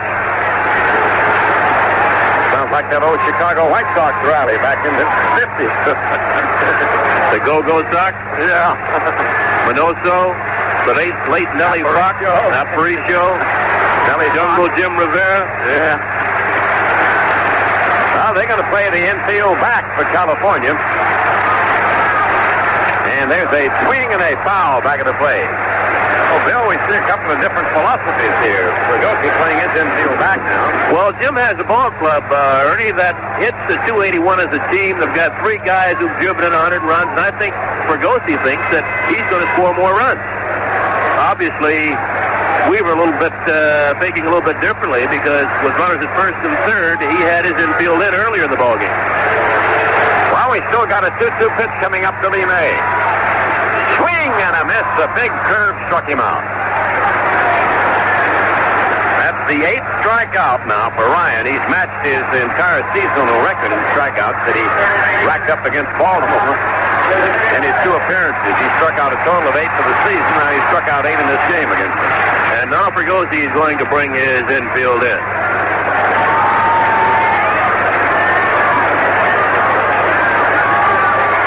Anderson's got a theory that it makes the offensive team 50% better when you bring the infield in. It cuts down on your lateral movement. Here's the Sensei, safe on an error the first time. Drive to right. Here comes Ford. He gloved it. Here's the tag by Kelly. He's coming home, and he will score. The breaking tie puts the Orioles in the lead 3-2 in Baltimore. That's a good play by Ernie Harwell. Ernie Harwell. That was a good play by Pat Kelly. A lot of guys, when they see a line drive, go to the outfield when they're on third with less than 2 outs, they'll start home. But as soon as that ball was hit, Kelly went back and tagged up at third base and scored easily. And Ford didn't have a chance at it. So it's 3-2. The Orioles take the lead for the first time. And the batter will be Rich Dower. He takes a breaking ball low, ball 1 on Rich.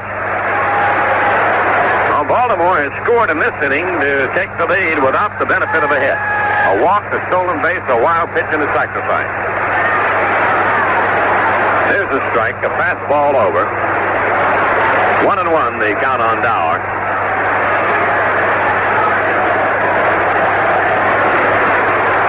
Nolan Ryan into action. Delivers wide. 2-1. The Barnett almost went up with the right hand that time. Looked like somebody jumped his ace. He took it right back. Here again, Downing doing a pretty good job of catching the Nolan Ryan. 3-2. Baltimore has the lead now in the fourth inning. Here's a curve over, and he looked at that one.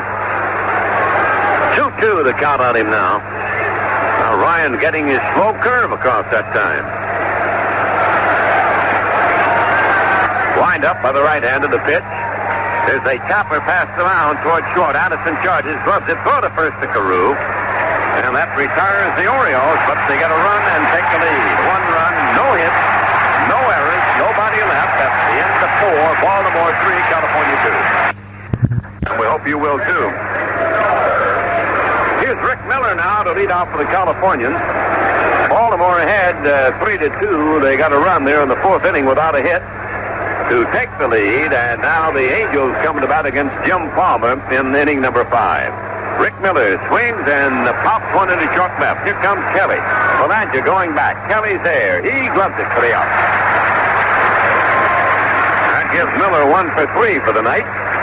And now Carney Lansford, who is struck out and walked in his 2 appearances against Palmer, will be the batter.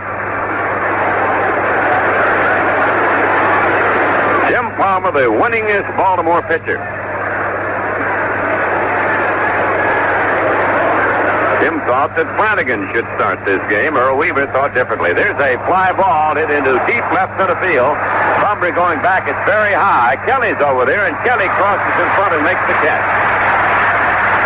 Don't know whether Bumbury stumbled or not. He was playing over in right center. He got a late start, and Kelly got way over there towards center and made the catch.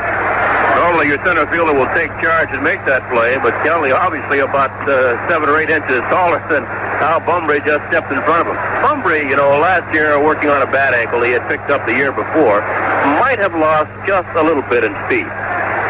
He told me, too, during the year that he had a lot of pain in his legs coming back. He's done a lot of therapy, a lot of exercises, and it's been a hard pull for him, but he's made it back. 2 out now, and here's Ford, who's been the big man for the Angels. He drove home a run with his homer in the first inning, and he drove in the second run with a 2-out double in the third. Each time he got a hit, there were 2 away. Man, he takes a strike on the outside corner. 2 for 2 for Ford. They've both been for extra bases. They're playing him around to right, as they were before. Close stance hitter. Now Palmer delivers, and the slow curve hits the target. Strike 2, the count on Ford.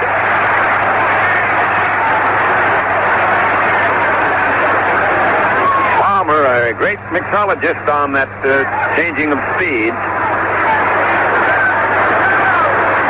Now Ford steps away.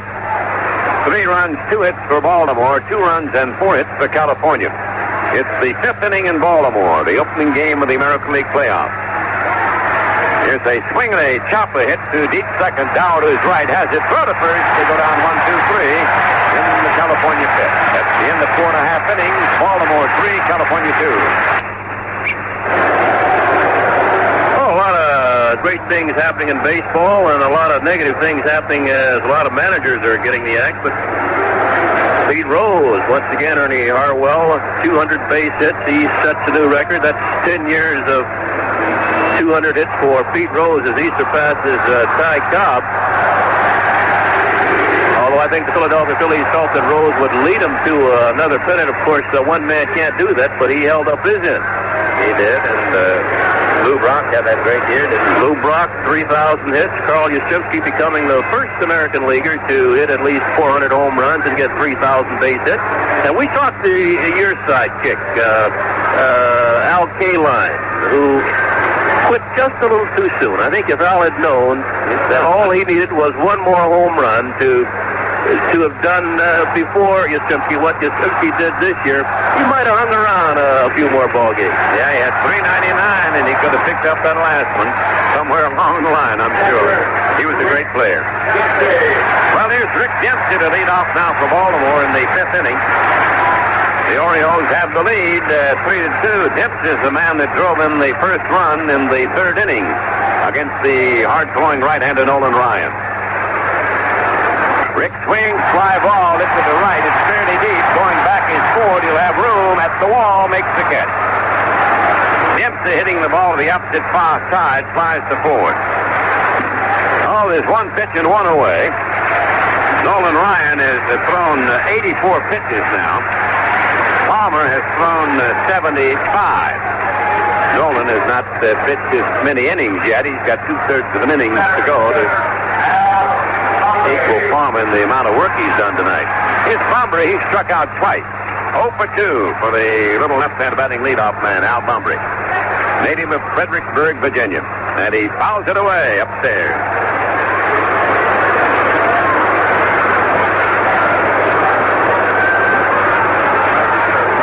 Left-hand batter, but as a youngster, he was a right-hand batter. He fractured his left wrist in track and taught himself to hit the other way, then stayed that way. Here's the ball outside.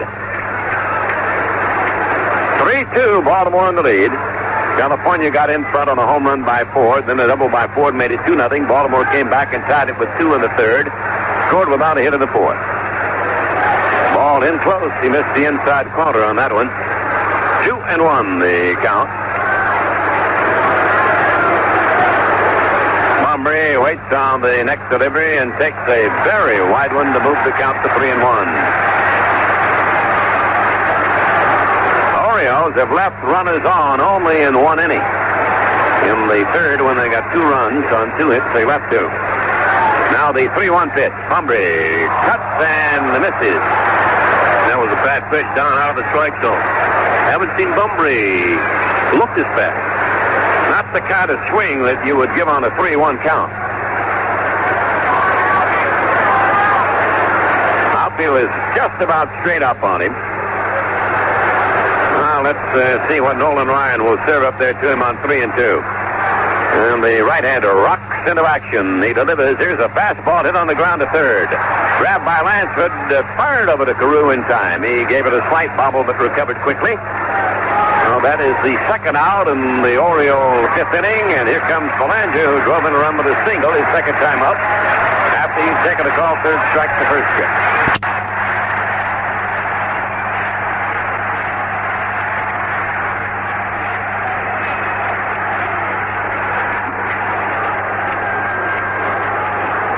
The score, Baltimore in the lead over the California Angels in the 5th inning. There's a curve that hits the mark. It's a strike called on Belanger.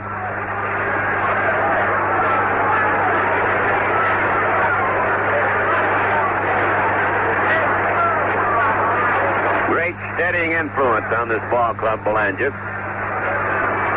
An expert at one of the most difficult positions, shortstop.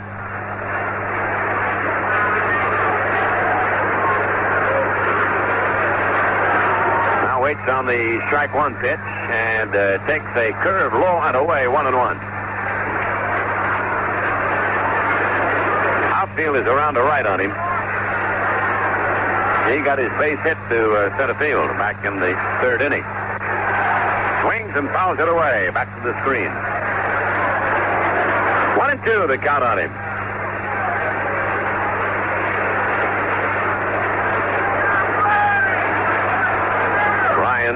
Stalking out there around the mound, watching that semicircle again. Now he's ready to work. Here's the pitch. Swing, a little fly ball into left center. Harlow comes in. He's there. He's got it. And the Orioles go down 1-2-3 in the 5th. That's the end of 5. Baltimore 3, California 2. Jim Palmer is finished throwing. We have finished 5 full innings here at Memorial Stadium in Baltimore, and Palmer and the Orioles lead the California Angels by a score of 3-2, and Don Baylor will try to get things started here for the California Angels in the 6th inning. Ernie?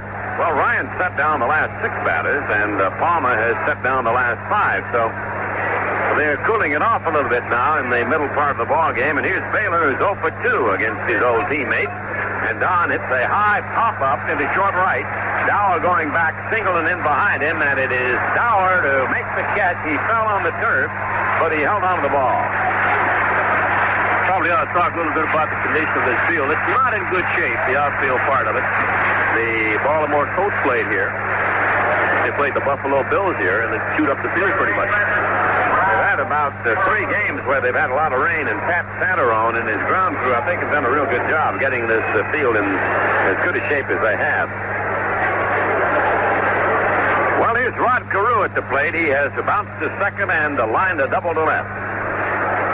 Left-hand batter against Jim Palmer. And Carew takes a fastball outside, ball one. Baltimore, 3 runs, 2 hits, no errors. California, 2 runs, 4 hits, and 1 error. We're in the 6th inning in Baltimore. There's a line shot to right. Another hit for Carew. He gets his second hit and joins Ford. Each has 2, and the other hit belongs to Miller. Here's Brian Downing with a bounce to third and a bounce to second. Bill, we've got examples of 2 extreme stances here. Downing the way he opens up, and Ford the way he closes. He closes up. Maybe example. Yeah. They really give the pitcher contrasting. Of course, when Downing opens up like that, Ernie, he also, as the pitcher delivers, steps in. So it keeps them from what they used to call stepping in the bucket. Right. He goes back toward the plate. Man on first, Carew, 1 man down. Rod represents the tying run of this game in the 6th inning. There's a high pop-up into the infield out toward the mound. Who will get it? And it is Sensei to take it away from Murray. They were both at the mound, and Sensei roared in from third to steer it. Almost a collision. Normally, a first baseman will make that play. He's got the bigger glove. And normally, your pitcher will also direct traffic out there. He'll keep them away from each other. That time, Palmer backed off. I think he called for it, Sensei. Now he's talking to Eddie Murray. That can hurt you a little bit if you get those 2 people running into each other. And that fly ball was a little bit on the first base side, so DeCinces really had to come across the mound, which is not too smooth running sometimes, and make the play. Here's Bobby Gritch, who has popped to second and drawn a walk. 3-2, Baltimore in the lead, 6th inning in Baltimore. Bill and I want to send special greetings to the folks tuned in around the world on American Forces Radio. We hope that we bring you a little touch of home, wherever you might be tuned in. Trying to chase a beach ball down off the field out in left. So time was called, and Gritch is not quite ready to step in yet. 3-2, Baltimore in the lead. It's been a close one all the way. Runner goes. The pitch is swung on and fouled away. They sent Carew, and Gritch fouled it off. Oh, like Nolan Ryan, Jim Palmer, a big fella, keeps that left leg up a lot, and they like to run on him. Rodney's going to take some time getting back to first base.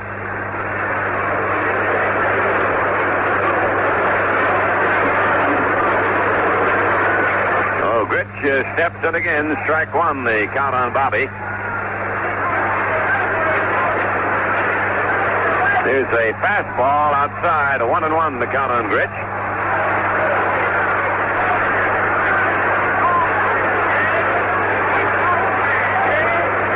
Carew's had 18 out of 26 in the stolen base department this year. Now, bluff throw by Palmer to first base. He was off the slab. There's one over there, and Carew gets back safely.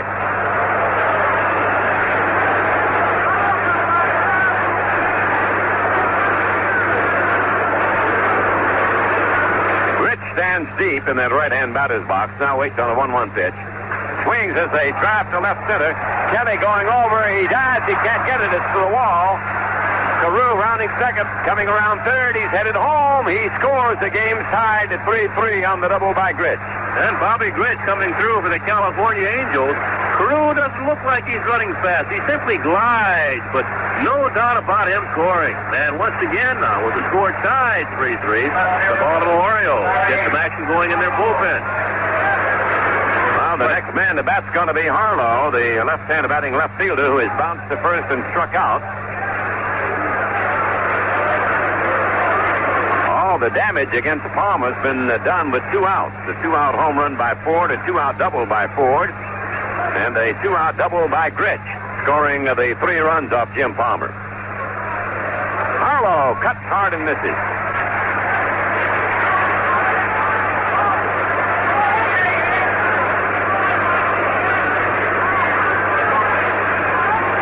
Now the left-handed batter is stepping back in. field on him is straight up. And the infield back with 2 down. He takes a fastball that missed the inside corner. Big Tim Stoddard up throwing in the Baltimore Oriole bullpen.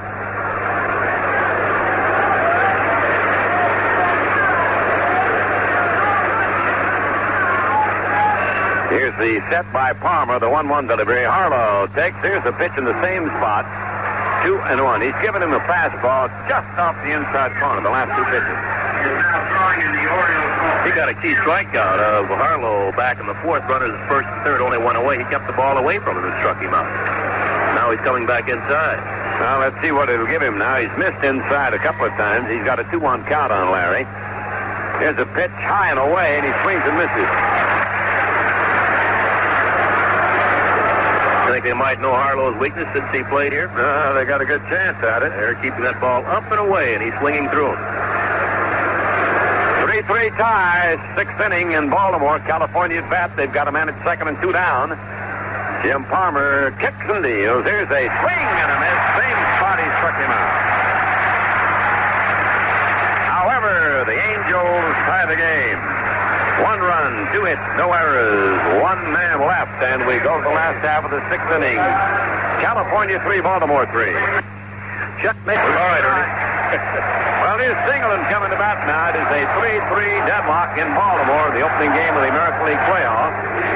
Last half of the 6th inning, both the starters are still around. Nolan Ryan and Jim Palmer. Singleton, switch batter, batting left-handed, and he takes the ball outside. Ken has struck out and drawn a base on ball.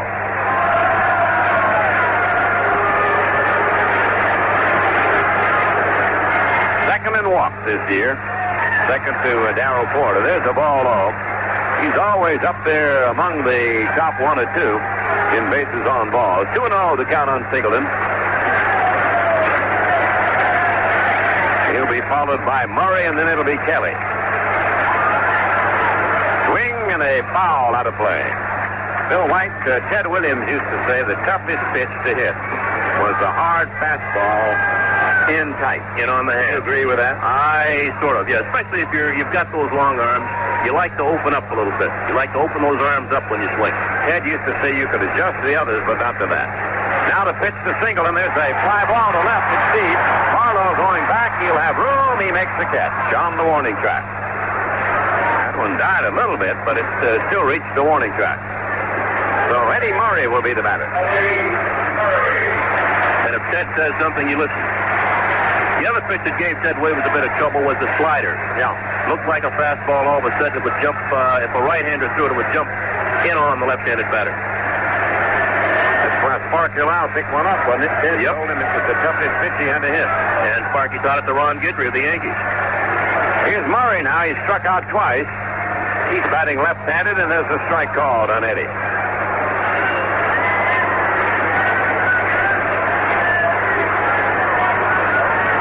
He's not very happy about that one, I don't believe. He stepped away. Well, he thought it sounded like it was outside. 3 runs and 6 hits for California. Baltimore has 3 runs and 2 hits. Now Barnett called time at the plate. Murray getting back in. And Nolan Ryan ready for action again. Here's the pitch. There's a line shot foul just outside of first base. Very natural right-handed hitter. It wasn't until 1976 that he started switch hitting.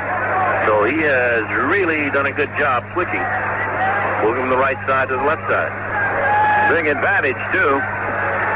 Keep you in that lineup. Now he's got a strike 2 count against him, leaning in, waiting on Nolan Ryan's next delivery. Here it comes. Just off the outside corner. He checked his swing. 1-2. Baltimore got 2 runs in the third. Dempsey reached second on an error. With 1 out, Dempsey doubled him home. And then with 2 out, Belanger singled him home. The Orioles got the other run in the 4th inning and leadoff walk to Kelly. He stole second, went to third on the wild pitch, and scored on the sacrifice off the bat of Douglas Dempsey. That's how Baltimore got their 3. Here's the pitch, and Murray takes an inside fastball into the hand. 2-2.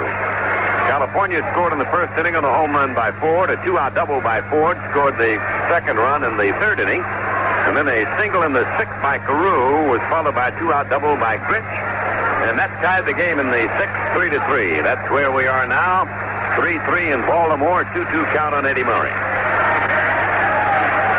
1 out, nobody on for the Orioles. And the pitch, he takes the half cut. That is ruled the ball. Almost went for that one. It jammed it.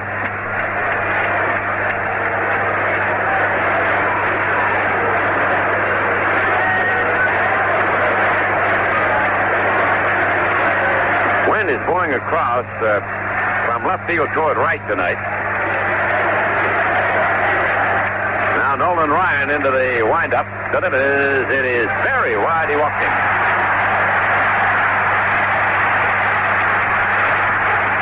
The third walk issued by the California right-hander. And the young Texan now gets a conference with his catcher Downing. And here comes Pat Kelly, who scored a run in the fourth inning after his walk. He's mounts to second his first time up. So Pat is 0 for 1.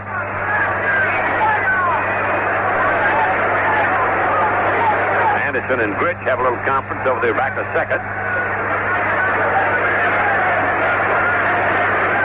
Carew is going to try to keep Murray close at first base. And they've got Lansford coming in close at third to the inner grass, wide of the back at third. Kelly hits a base hit to left field. A low line drive past the shortstop Anderson, fielded by Harlow, and stopping at second is Murray. As the Orioles are flapping their wings a little bit now. They've got 2 men on and 1 man out. And Lee May, the batter, may have struck out a couple of times. He might be due.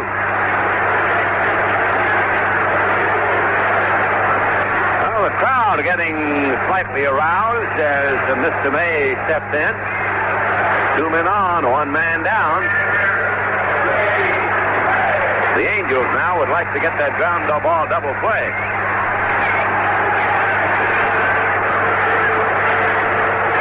They're going to play their infield back in double play depth. May not quite ready to step in yet.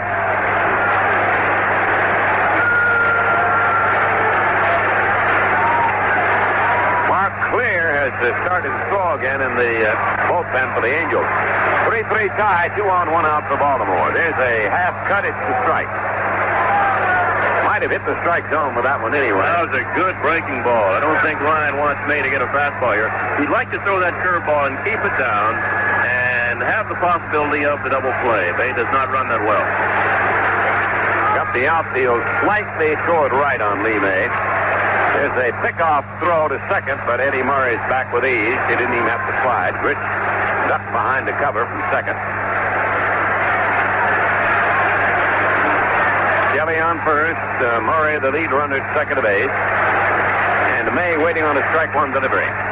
Swing to the mounting ball to third, gloved by Lansford over to Gritch. One relay to Carew. It is the double play, and the Angels get out of a jam. No runs for Baltimore. 1 hit, no errors. 1 man left. That at the end of 6. It is Baltimore 3, California 3.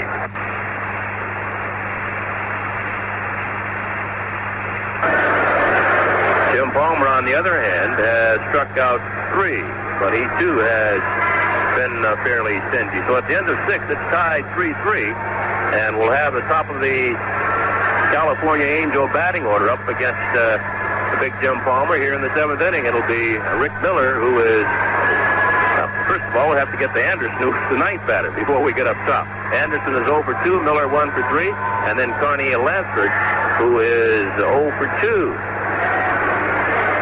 I guess I wonder if they have to start worrying about Palmer. If he might have some arm trouble as it gets late here. The wind is blowing, and every time he's gotten in trouble lately, Earl Weaver's either gotten Sammy Stewart up or the big fella Tim Stoddard. So he'll probably watch Palmer very closely here through these late innings. I think so, Bill, although Palmer said before the game that his arm felt fine, so we'll see. They've had 2 close ones in the National League playoffs. Pittsburgh won 5-2 from Cincinnati in 11 innings last night. They beat them 3-2 today in 10 innings. And this one in the American League that started out is a close one, 3-3, as we go to the 7th inning. Anderson is 0 for 2 against the Baltimore right-hander. He's bounced to short and fouled out to third. And he takes a fastball that's over a bit low from Jim Palmer. outfield around to right on Addison. Jim delivers. It's a strike. Mr. Barnett said so. 1-1 the count. Well, it's been the extra base hit with 2 outs that has been the undoing of Palmer so far. He delivers. Here's a pop foul back of the plate. Dempsey coming near the screen, and he makes the catch. One away. Rick Miller will be the batter. In the first inning for California, they were 2 out when Ford hit a home run. In the third inning, they were 2 out and runners at first and second when Ford doubled in the second run. And in the 6th inning, they were 2 out and the man on first when Bobby Grich doubled in the third run. Well, the Angels are not giving up with 2 outs. Here's Miller. He's had 1 for 3. Left-hand batting outfielder stands fairly deep with his feet close together and takes a strike. Rick into the year with an 11-game hitting streak. Palmer delivers. Here's a strike on the outside corner. Breaking ball. Well, we've seen 2 fine craftsmen working tonight, Palmer and Nolan Ryan. Each is still in there.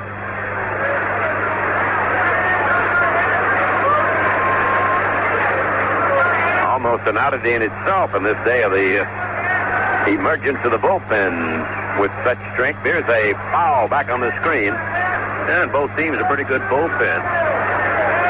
Stanhouse and Martinez for Baltimore. And Big Mark Clear for the California Angels.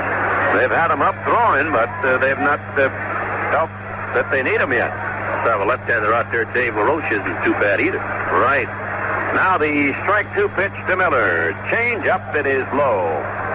1-2 the count on Rick.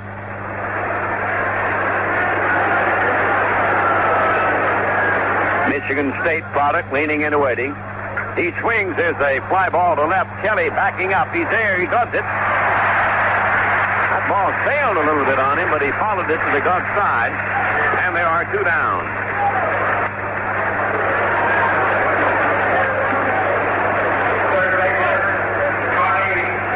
Here's Blanchford, the young third baseman, who's done such a good job for Jim Fragosi's team. In this game, he struck out, walked, and fly to left.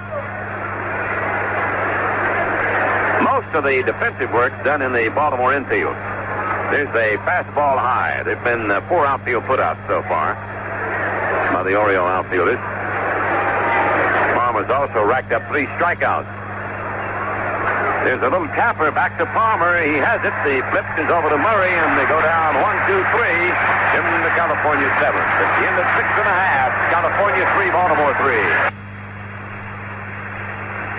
Here's Doug DeCincy up now. 3-3 tie, 7th inning. And he takes a Nolan Ryan curve in for a strike. DeCincy safe on an error by Grich in the 3rd inning that led to the scoring of the first run. And then he drove in the run in the 4th inning with a sacrifice to the right fielder Ford. High curve, and the count is 1-1 on him. 16 home runs to Doug, and he hit 6 of them in the month of September. 3-3 tie. We're in the 7th inning in Baltimore, the opening game in the American League playoffs. Swing and a miss. Ryan went for the fastball that time and blew it by him. 1-2.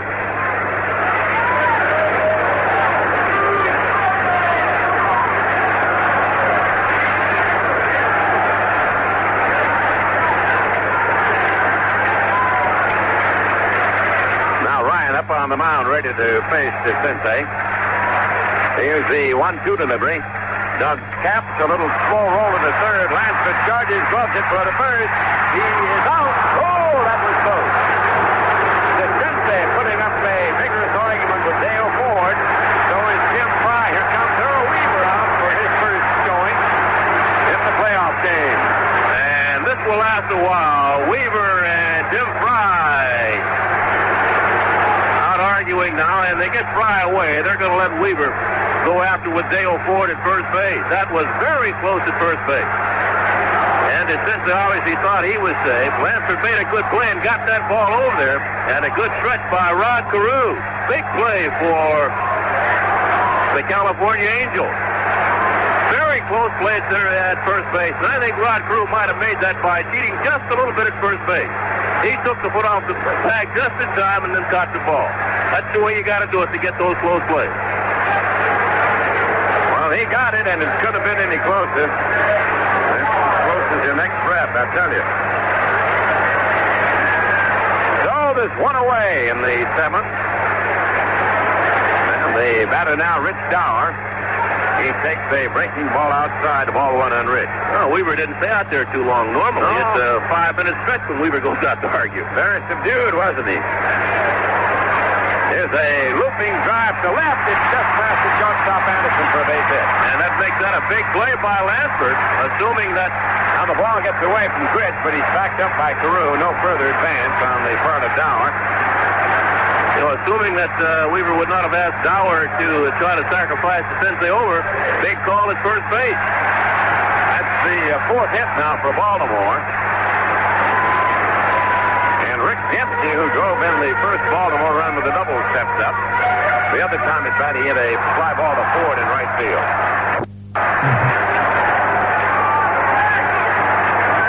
3-3 deadlock in the opening game of the American League playoffs in Baltimore's Memorial Stadium. Infield and double play depth for the Californians. They came up with a double play last inning. It choked off a rally potential on the part of Baltimore. There's a toss over the first to Carew. Dower got back safely. Oh, here's Dempsey. They're playing him to hit to right field. He takes a slow curve in for a strike.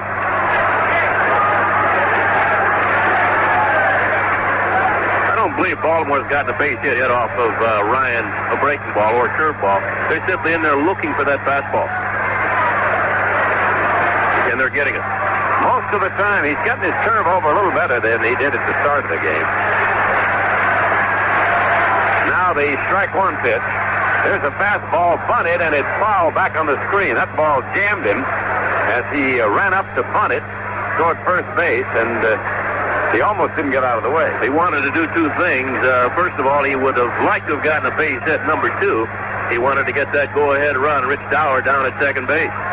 But I don't think you can square like that against Nolan Ryan. He rode that fastball up and in, and you mentioned Dempsey almost got hit. That's exactly where that pitcher wants that ball when the guy's trying to bunt, too. Now the strike two pitch to Rick Dempsey. 3-3 tie, seventh inning. A man on and a man out for the Birds. Here's a ball outside. He missed the corner. 1-2 on Rick.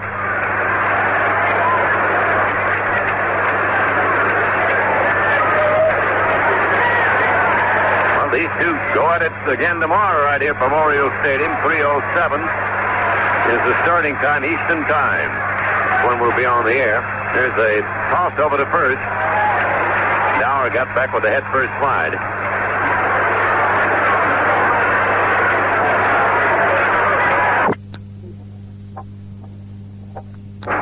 Carew holding on the bag with Dower. He represents the lead run here in this close one.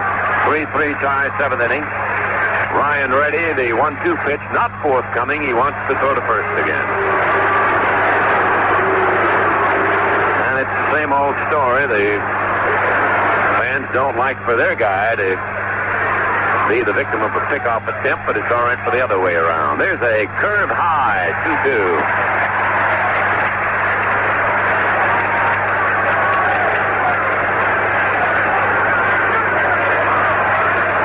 Dempsey steps out for a moment. Ryan trying to get his breath. Looks to get his sign. Dempsey waits on a 2-2 delivery. Here it comes. He takes the curve outside. 3-2.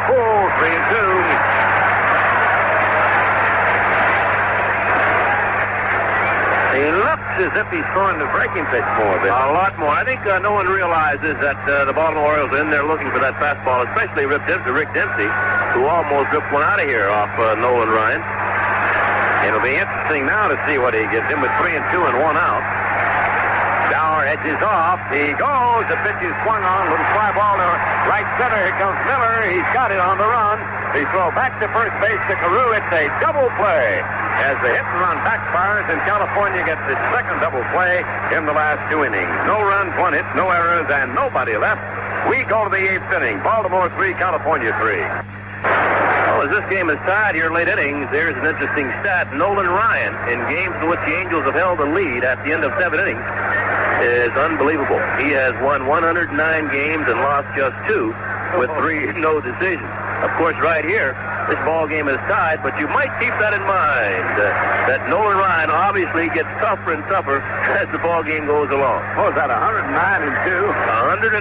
109-2, in which the California Angels have held the lead at the end of 7 innings. I'd say that's pretty fair. And that is not too bad. He throws a lot of pitches, but he's able to stay strong through the full 9, evidently, as long as he's out there. Well, let's see what happens now as we go to the 8th inning, and it is still deadlocked at 3-3. It'll be Ford to lead it off, then Baylor, and then Carew. That's Jim Fregosi, if his dad was here. He said, yep, he closed up the delicatessen, and he came all the way to Baltimore. You know, Jim used to play ball for his dad. Had a team. The delicatessen had a team. And Earl Weaver's dad used to do the dry cleaning for the St. Louis Cardinals in St. Louis. Right, I know Earl. All the time. I know Earl's father. Well, they both grew up in a real baseball atmosphere. Isn't that great that they're right here battling it out now? Well, here's Dan Ford. He's been a big factor in this California offense. A home run, a double, and a bounce to second base. Palmer against Ford, and the pitch is swung on and missed. He gave him a high, hard one. Ford hit his home run in the first inning with 2 out. He doubled in the third with 2 out and drove home a run. And then he was the 3rd out in the 5th inning when he bounced to second base. So every time he's come up there, they've been 2 away, except now he's leading it off in the 8th. 3-3 tie. There's a fastball outside, 1-1. Stanhouse throwing in the bullpen now for Baltimore. That voice here in the background is from the intercom connected to the press box here. The 1-1 pitch. Ford swings, fly ball, right center field. Bomber is there. He has it for the out.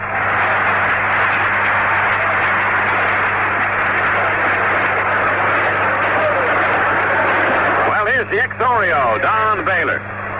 The RBI leader in the American League. Had a great year, and as Bill said, one of the prime candidates for the most valuable player award. Baylor has fly to center, bounce to third, and pop to second base. Palmer into action, and Don takes a strike call. Descente here in the late innings now, playing a deep third and guarding the line over there. Well, the outfield is straight up and bunched toward the middle on Baylor. He swings a bounding ball, deep third. Descente has it. Here's the throw to Murray. Got him. Well, he positioned himself in the right spot. You had just mentioned that, Ernie. Had he not been on that line, that might have been an extra base hit. And, of course, Baltimore guarding against that extra base hit, especially on the left side with Descente. That paid off for them. Here comes Rod Carew. He's been tough. He bounced out to second in the first inning. First time it batted in the second. Now, then he doubled to lead off the 4th. He singled in the 6th inning. And after that single, he scored the tying run on a double by Gritch. There's been no scoring since that point. Let's pause 5 seconds. The stations to identify themselves on the CBS radio network. Rod Carew stepping in now. Bill White's here. My name's Ernie Harwell. We're bringing you the first game of the American League playoffs. It's a 3-3 tie. California batting against Baltimore's Jim Palmer in the 8th inning. And Carew swings and hits one through the screen. Back of the plate. Strike 1 on Rod. Palmer wants another baseball. Made more exchanges than those shoppers after Christmas, hasn't he? He has turned it over quite a bit. Here's the strike 1 delivery. Carew takes a ball low, 1-1. Those balls have different seams on them, and he probably wanted one with a high seam to throw that breaking ball. Got to get the right feeling. Now the 1-1 delivery. It is outside. 2-1. We get word now that Montague came to California from Seattle in the latter part of the season, is throwing in the bullpen now for the Angels. And you wonder if that might be all for Nolan Ryan. He's thrown a lot of pitches. Now Carew waits on a 2-1 delivery. Here's a line shot to right. Another hit by Rod Carew. He's at master as he gets his 3rd straight hit. There was never seen a man handle a bat that well. Here's Downing coming up now with a tie-breaking run at first base in the 8th inning, 2 out. Murray, the first baseman for Baltimore, wants to go over and talk with his pitcher, Palmer. Palmer is moving Pat Kelly deeper in left field and a little bit over toward the center.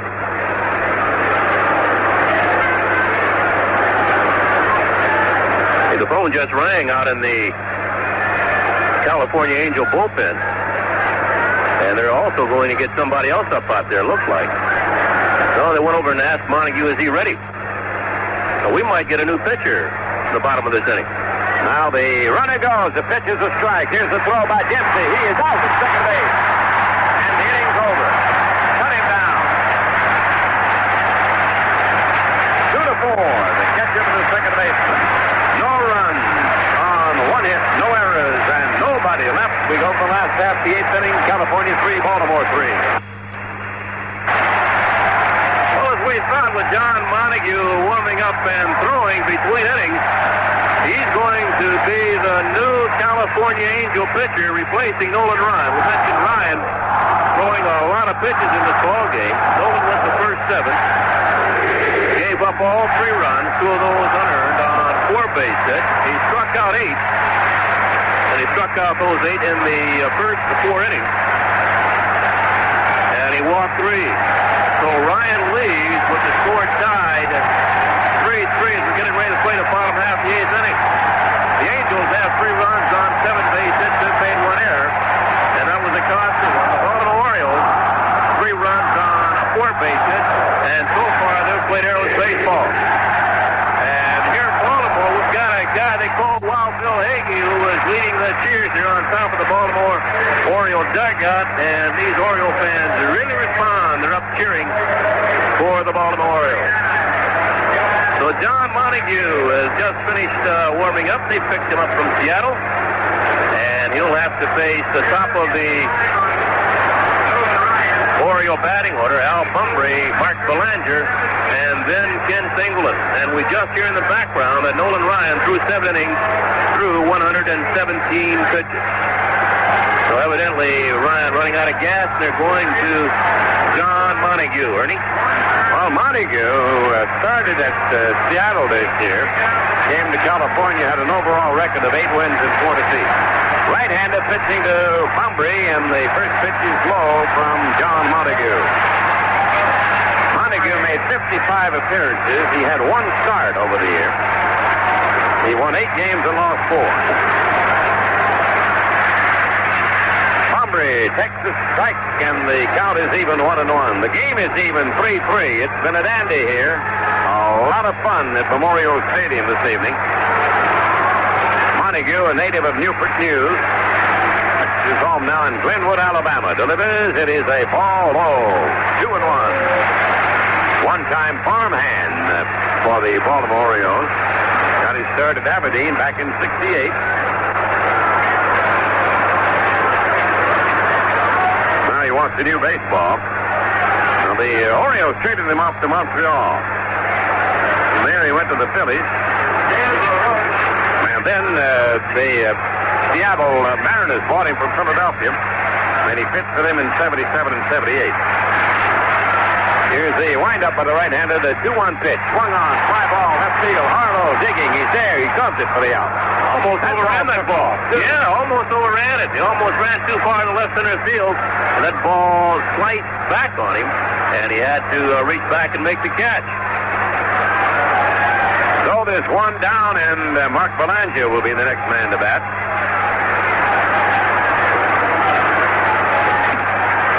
Mark had a key hit in the 3rd inning. He singled in a run. The other 2 times he struck out and fly to left.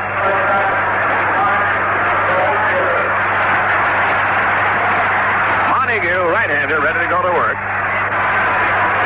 He winds and pitches. Here's a strike call. Got a fastball over.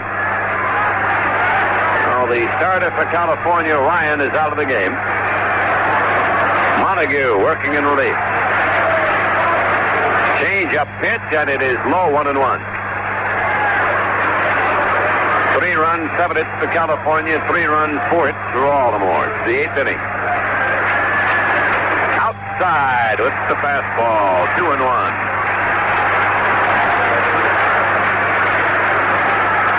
Montague had a tough time in 78, came up with a bad hip, and he had only 4 decisions that year.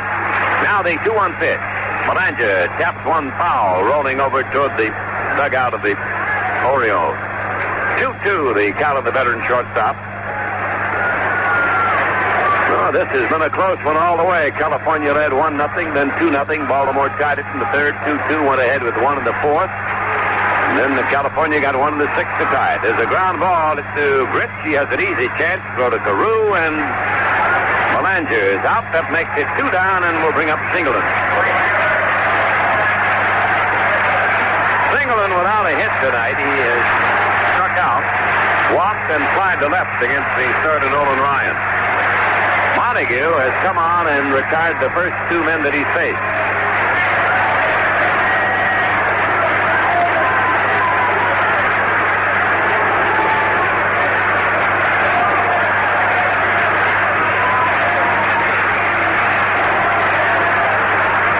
Right-hander kicks and delivers. Here's a line shot right to the shortstop Anderson for the out. And the Orioles go quietly in the 8th inning. Nothing across. We move to the 9th. California 3, Baltimore 3. Here's Downing to lead it off against Palmer. 3-3 tie, 9th inning. And O'Brien takes the strike. A fastball over.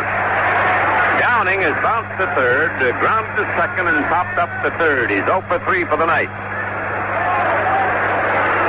Outfield around the right on him. And he swings and lifts a high foul fly back at first. It'll be in the seat. Strikes on Brian Downing. He'll be followed by Bobby Gritch, and then it'll be Larry Harlow. Well, the pitchers have dominated the action, especially since the 6th inning. California got a run to tie it for 6. They've not scored since then. Baltimore's not scored since the 4th.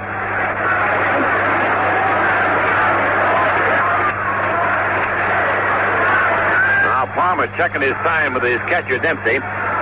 Here's the pitch on the way. He takes the curve outside. Didn't I hear Jack Buck say today that he wanted an extra inning ball game? And he got one. In fact, they've had 2 in Cincinnati. Well, you know, when it's extra innings, it's got to be good. Here's the 1-2 pitch. He swings and chops one to short. Belanger has the hop. Guns the throw over to Murray in time. Here's Bobby Gritch, who hit a key hit in the 6th inning, a double to drive in the tying run. Before that, he had popped to second and drawn a base on balls.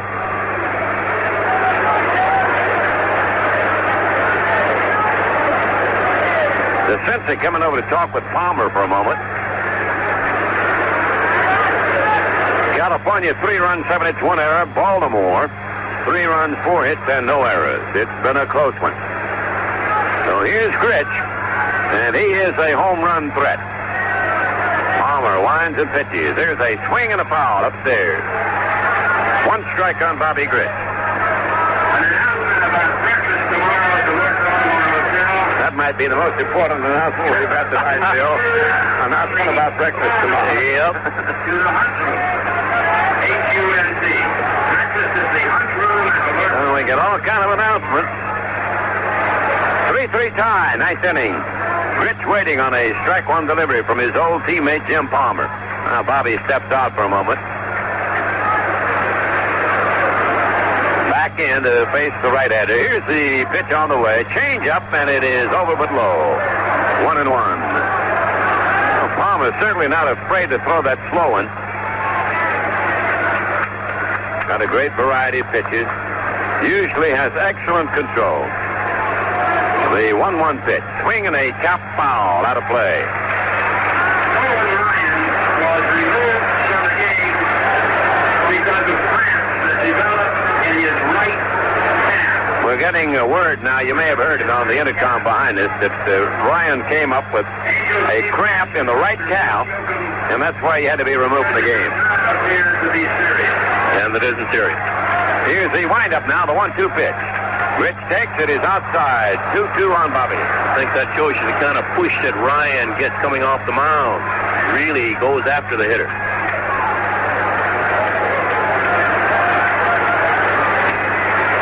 Now the 2-2 pitch. Rich takes it. It's a wide one, full count.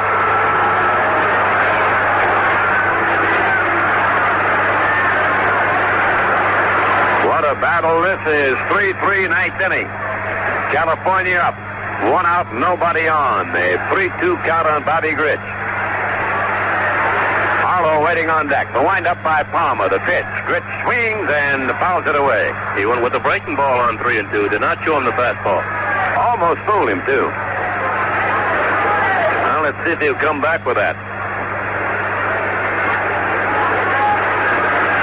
A lot of times you don't like to throw that breaking ball on 3-2 two times in a row.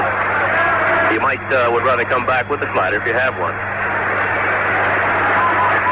Well, we'll soon find out. Here it comes. The windup, the pitch, fastball hit the right field. Going over Singleton to the glove side. Gloved it. Ball hit fairly deep. Singleton had about 4 feet in front of the wall when he hauled it in. That'll make it 2 down in the ninth inning, and Harlow will be the batter.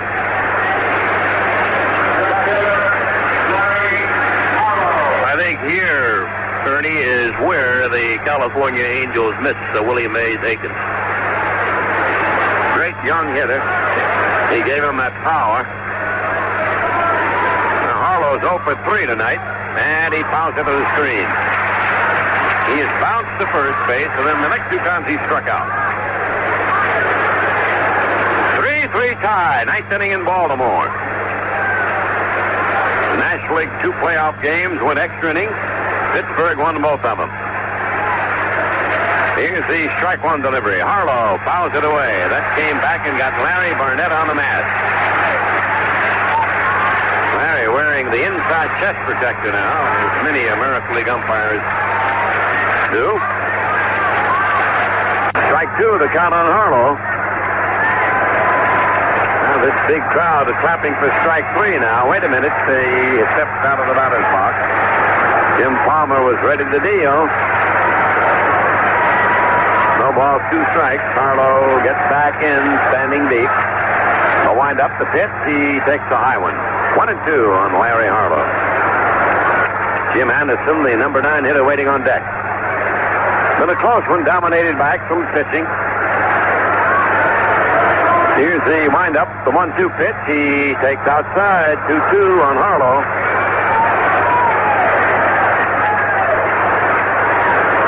Jim Palmer, the winningest pitcher in Baltimore history. 225 victories in regular season play.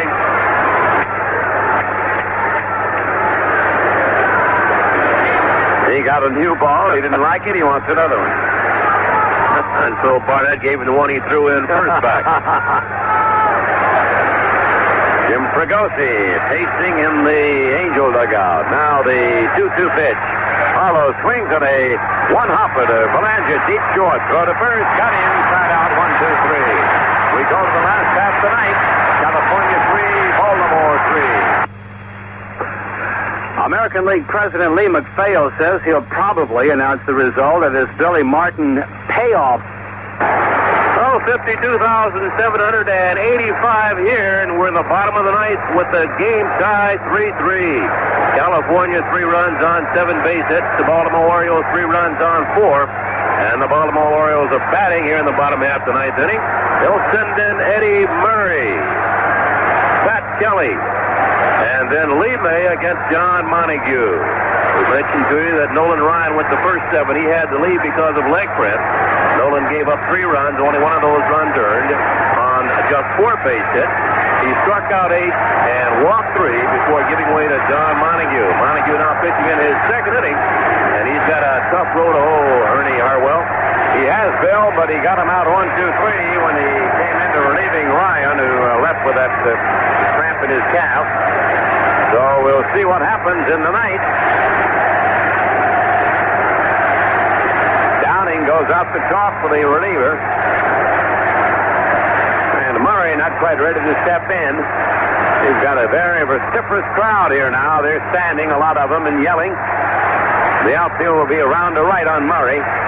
He has failed to hit tonight against Ryan. He struck out twice and walked 1. Montague delivers. It's a ball that hits the plate. Ball 1.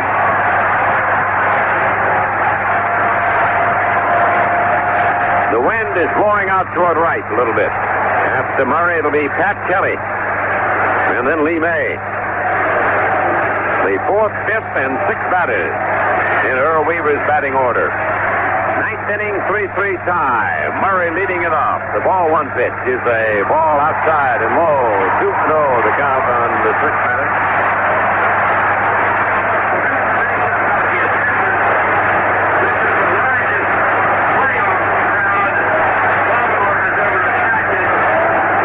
Tie, 9th inning. The 2-0 pitch is a strike on the outside corner. Got word now that this is the largest playoff crowd that Baltimore has ever attracted.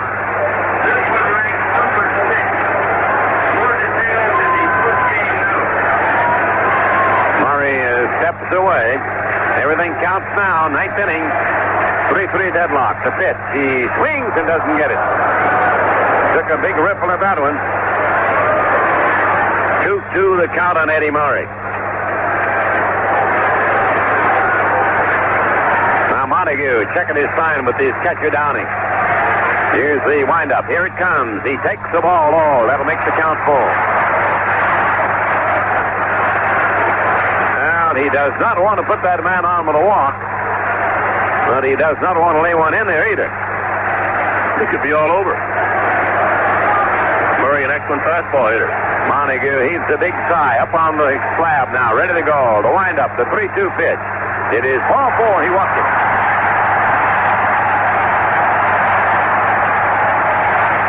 Oh, Pat Kelly's a batter. They've got the winning run on at first base. Nobody out. I would think that the way Weaver plays baseball, and he normally goes by the book, he'll let Kelly try to get Murray down at second base, and Lee May is one of his better clutch hitters.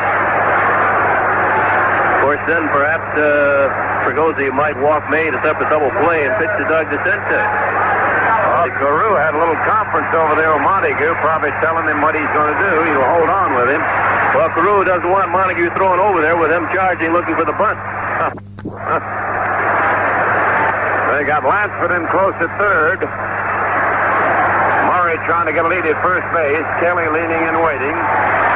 He's out a walk and a single on the bounce out so far. The left-hand batter takes the ball low. It gets by Downing, but he retrieves.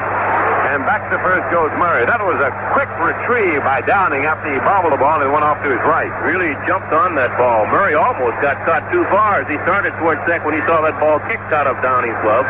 But he really pounced on it. Good play by Brian Downing. And Kelly did not attempt to bunt. He was going to swing away. They've still got Lansford in close. Carew holding at first base. We've got a 3-3 tie in the 9th inning.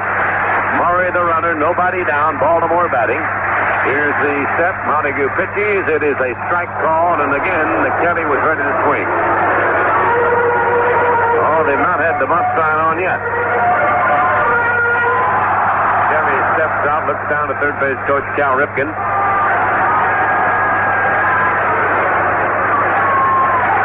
Walked and scored a run in the 4th inning. Baltimore got a run that time without a hit.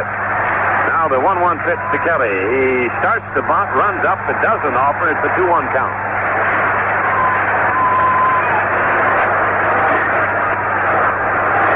That didn't look much like the classic sacrifice, though. He wasn't squaring around giving himself up. I think he wanted to try to get the base hit. Kelly waits on a 2-1 serve for Montague, but instead Montague throws to first. Carew had to reach across his body to grab that one. And there was a little crowd reaction by that movement.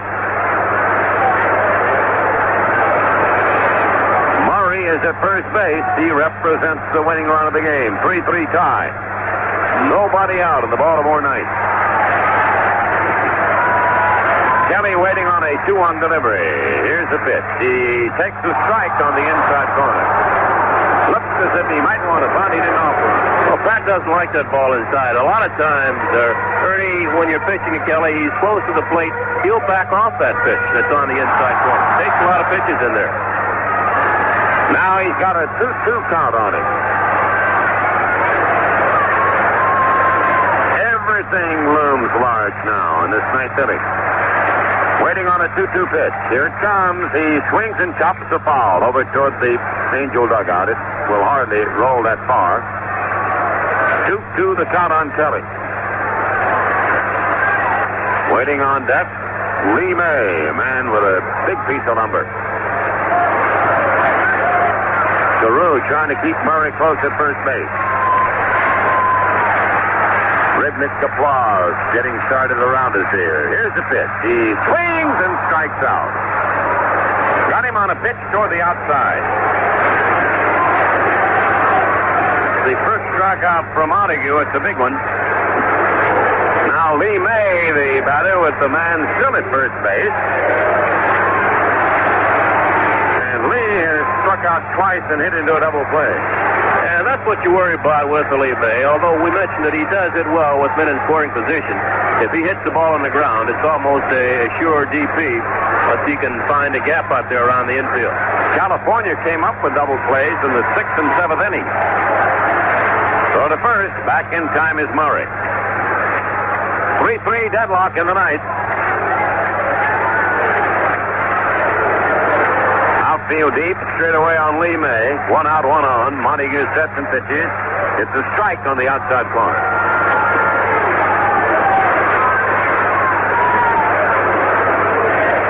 Doug DeCinces will be the next scheduled Baltimore batter. Here it comes. He takes a half cut and it is ruled a ball. Looks like Don Stanhouse throwing in the Oriole bullpen. And should this ball game go extra innings, we might get a new pitcher for the Baltimore Orioles. May digging in to wait on the 1-1 delivery now from the reliever of California, John Montague. Montague throws to first. They've got Murray picked off. Carew running in towards second. He throws the ball. And now the pitcher, Montague, takes it and he's out.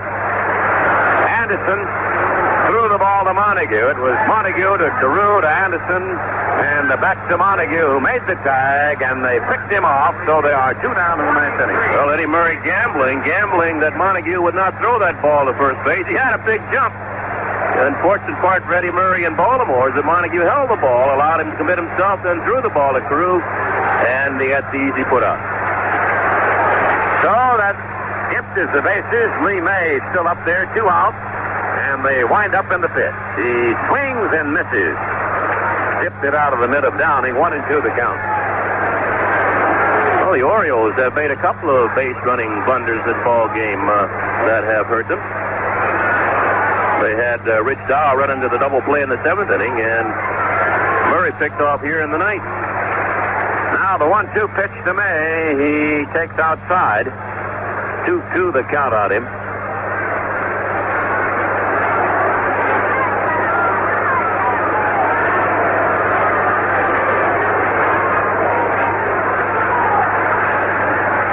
Outfield deep, straight away. The infield back. Montague working in relief. Nolan Ryan was the starter.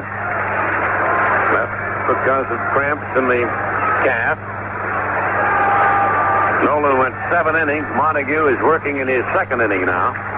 Here's the 2-2 pitch to Lee May. Swing, a high fly. Right center field. Should be caught. Ford is waiting. He's got it. We go to extra innings. In the 9th for Baltimore. No runs, no hits, no errors, and nobody left. And at the end of 9, California 3, Baltimore 3. Now we're in the 10th inning here at Baltimore's Memorial Stadium with the score tied. The California Angels 3 and the Baltimore Orioles 3. And the Orioles now will have a new pitcher replacing Jim Palmer. Don Stanhouse coming in. He's a right-hander. Palmer left after throwing 123 pitches. He went 9 innings, gave up 3 runs on a 7-base hit. All 3 runs earned. He struck out 3, and Palmer walked 2. So Palmer leaves, so we have both starting pitchers, Jim Palmer and Nolan Ryan, in their respective clubhouses. They cannot be a pitcher of record in this ballgame, and right now it's John Montague for the California Angels and Don Stanhouse now pitching for the Baltimore Orioles. California got on the board first. The home run by Dan Ford with 2 outs, nobody on in the 1st inning. And then they got another run in the 3rd, leading 2-0, with Baltimore tied it up in the bottom of the 3rd. Went ahead 3-2 in the 4th, and California tied it up in the 6th. So we're tied at 3, playing the 10th. And Don Stanhouse has been a pretty good relief pitcher for the Baltimore Orioles. And there's some talk, Ernie Harwell, that Don Stanhouse might try the free agency route this winter. He has yet to sign with Baltimore. Well, he's got a good record to throw up at him. He's won 7 and lost 3. He's had 21 saves this year. Appeared in 52 games. One little interesting note here. He has walked more people than he has struck out. He's walked 51 and struck out 34. Well, Earl Weaver says when Stanhouse is out on the mound, I go through 2 packs of cigarettes. 2 packs Stanhouse. Yeah, but he does the job, as you mentioned. He does get them out. Just takes him a while. Well, we're going to have a pinch hitter here. Willie Davis. The 39-year-old veteran, Willie Davis. He'll be coming up as a pinch batter. Willie batted .250 in 43 games during the season. A fellow who grew up around Los Angeles. Sell newspapers over there in East Los Angeles as a youngster and became one of the Dodger stars. Left-hand batting Willie Davis leading off against the right-hander Don Stanhouse. And the pitch to Willie's outside. He looks skinny enough to be a rookie. He's still in good shape. He used to be able to fly, just flat out fly. 3-3 tie. We're in the 10th inning in Baltimore. Stanhouse relieving Jim Palmer. Delivers. Swing and a miss.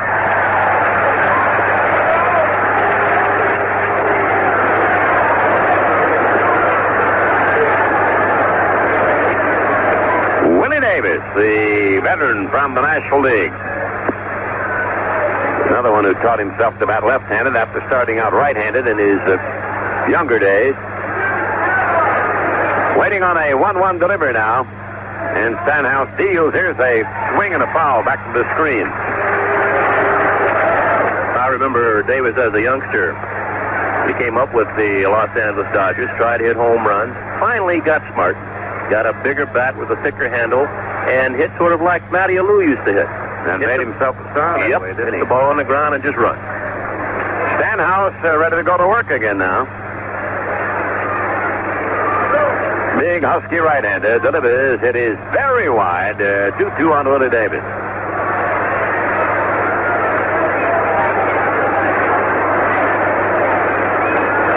Fastball, slider, curve. That's Stanhouse's repertoire.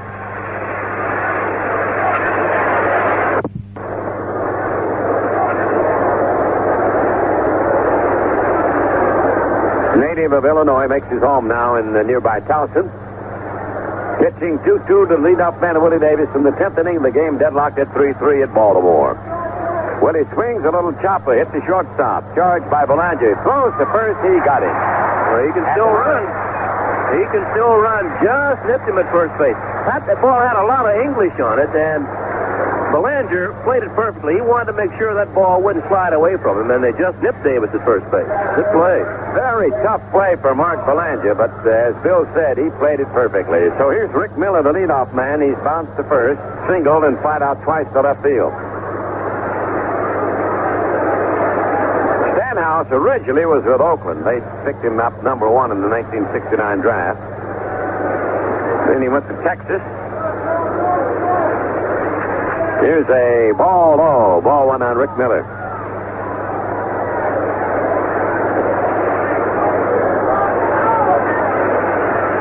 Left-hand batting Miller at the plate. Stanhouse checking his time with Dempsey. Nods in agreement. Now goes into action. And Miller fouls one back in the seat. To the left of the screen downstairs. 1-1.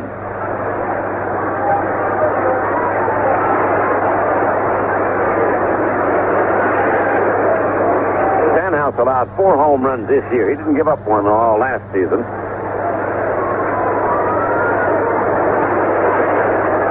Miller, after fouling another one off, steps out a little bit, ready to step back in. We've got a 3-3 deadlock in Baltimore in the opening game of the American League playoffs.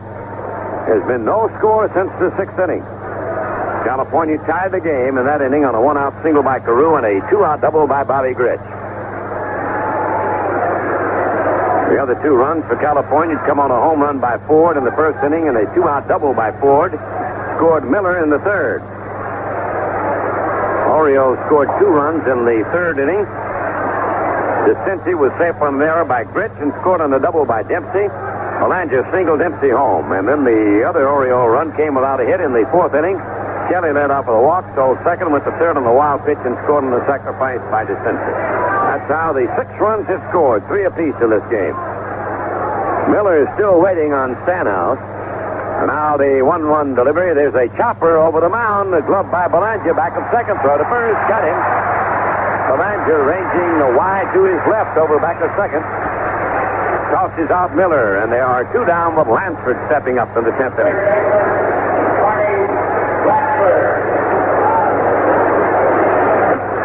Lansford is without a hit tonight. Against the starter, Jim Palmer. He struck out a walk, fly to left, and bounced out to the pitcher. Right-hander against the right-hander. 3-3 tie, 10th inning. Don't be going anywhere. Strike. Fastball outside corner. He sneaked one over on him.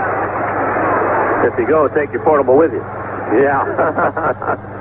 Right.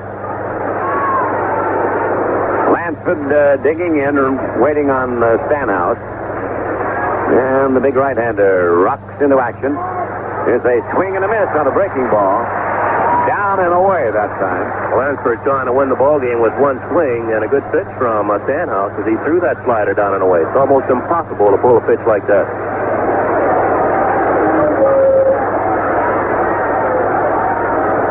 Now he's ahead of the hitter. 2 strikes on Lansford. Stanhouse checking his time with Dempsey. 2 out, nobody on. 3-3 tie. Here's a chopper foul. He's just got a piece of that one. And once again, Ernie, excuse me, trying to pull that slider down and away. Pulled it right in the dirt. It's where a veteran pitcher can work on a hitter. Lansford in his second year in the big leagues. He keeps that ball down and away from him, and he's trying to pull it. Now, Lansford, instead of trying to go the other way with the ball and possibly hit the ball down the line, gets the extra base hit. But, of course, if Stanhouse should make the mistake, he might be in trouble. But veteran pitchers don't make those kind of mistakes too often. Still got a strike 2 count. Let's see what it'll give him now. Stanhouse winds and delivers. Here's a chopper foul. He gave him about the same pitch. Got on top of that one a little bit more. Tried to get the overhand curveball on the outside corner. Still 2 strikes on Carney Lansford, the young third baseman.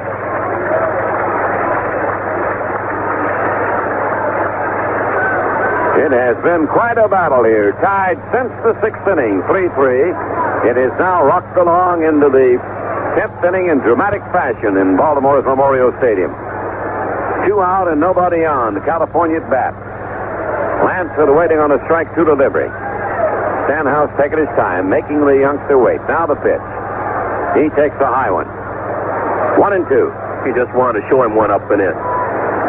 But he'll go back away, low and away, either with the slider or the curveball here.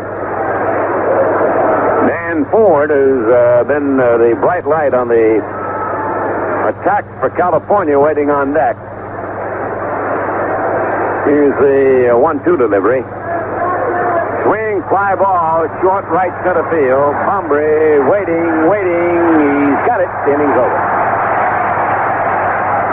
No runs on, no hits, no errors, and nobody left. We go to the last half, the 10th. California 3, Baltimore 3. Fourth. New shortstop now for California, the veteran Bert Campaneris. Campy Campaneris. 37-year-old veteran taking over. This is the 6th playoff series in which Bert has appeared. The 5 others with the Oakland team. And Duck DeCincy will lead it off for Baltimore. The game is deadlocked at 3-3 in the last half, the 10th inning at Memorial Stadium in Baltimore. DeCincy scored a run in the 3rd inning. Safe on an error by Gritch. He came home on a double by Dempsey. He knocked in a run in the 4th with a sacrifice. He bounced to 3rd in the 7th inning. So Campaneris is the new shortstop. And DeCincy at the plate. Swings at the bounding ball past Campaneris for a base hit. DeCincy leads it up for a single in the Baltimore 10th. Rich Dower will bat next.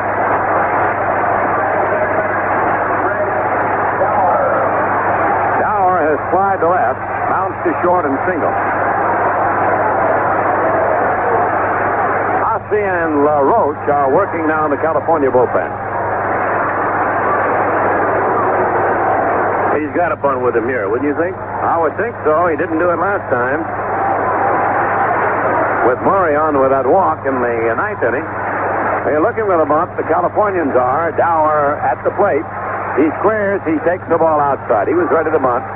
Carew charging in from first. Lansford charging in from third.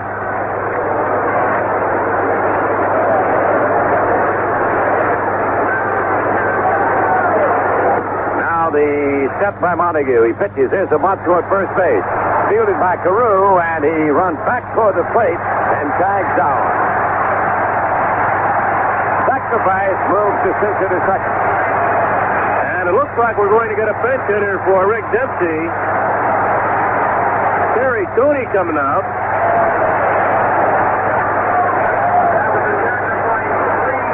And he is a pretty good hitter, especially coming up. Terry Crowley coming up from out in Staten Island. And with first base open, they might be just wasting him, Ernie Harwell, because I'm almost certain that Jim Fregosi is going to put him on to, number one, get away from the left-handed hitter, who's a pretty good pinch hitter, and also set up the possibility of the double play. So Terry Crowley coming on. He's been announced as a pinch hitter for Rick Dempsey. And he's batting .317 for the year, 1 home run and 8 RBIs. Player who was here, left, and then came back. Terry Crowley. Native of Staten Island, now makes his home in Baltimore. Well, looks like they're going to pitch to him. They're not going to put him on. They might just try to get him to swing at a bad pitch. He's batting for Dempsey. Crowley batting for Dempsey. 1 out, a man at second base. That's the Cincy. Montague delivers, and it is a very wide one. I think they're going to try to get him to go after a bad pitch, and after maybe a couple of those, they might go on and put him on intentionally. Well, that first one was certainly wide enough. Of course, Al Bumbry's on deck. He's no spot with the bat either. Cincy represents the winning run at second base. There's a swing and a fly ball hit into short right center. Should be caught. Miller is under it. He's got it. And the Cincy bluffs for the holes at second. So they did pitch to him, and he flies to center. Here's Bumbry, who has failed to hit in the game. He struck out twice, bounced to third, and flied to left. That always scares you, I think, as the opposing manager. You figure a guy's a .280 hitter. He's bound to get a base hit. You hate to see him up there 0 for 4. Especially with that go-ahead run down at second base, the go-ahead and the winning run down at second base. And the Orioles have had the leadoff man on in each of the last 2 innings with this game tied, but so far they've not been able to get a run out of it. Now Bumbry won't get a chance to hit. They will put him on intentionally. And pitch to Belanger, right-hand batter. Weaver's got Kiko Garcia over there who can play a fairly good shortstop. He might... ball 2 outside on Bumbry. He's getting an intentional walk. He might pinch hit, Ernie, for... Belanger, you think? I would imagine.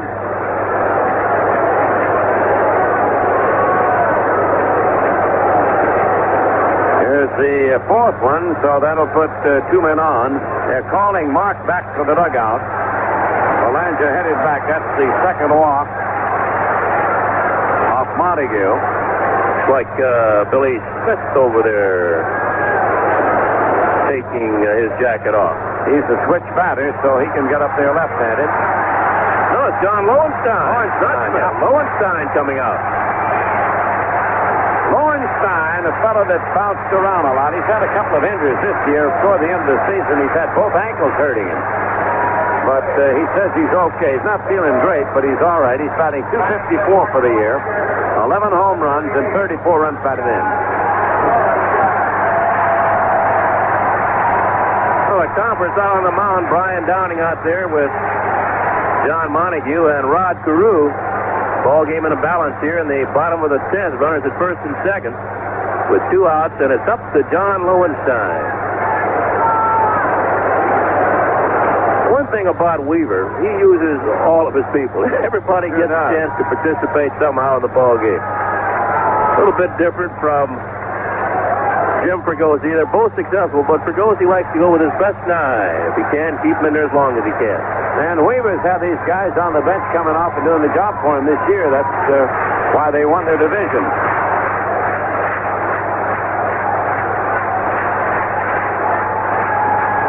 John Lowenstein stepping up now. 3-3 tie, 2 men on, 2 men out. Montague delivers. Here's a chopper foul. It'll roll down toward the first base coach's box. Strike 1 on Lowenstein. He's the second pinch hitter used in this inning by manager Earl Weaver of Baltimore.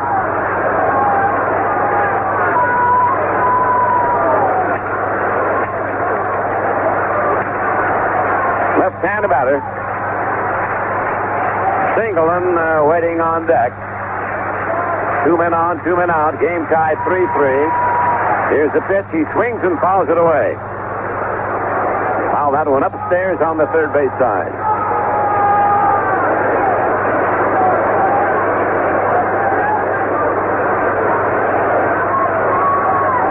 Three runs, 7 hits for California. 3 runs, 5 hits for Baltimore.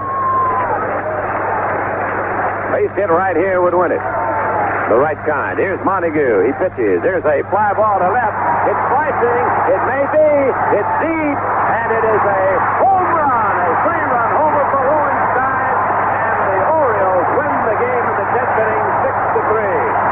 The Orioles team comes out to Bob Lowenstein as he rounds third and heads home with a blow that wins the game and puts the Birds 1 up on their rivals from California.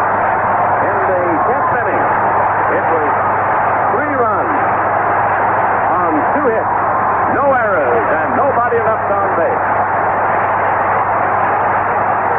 And the final score, Baltimore 6, California 3.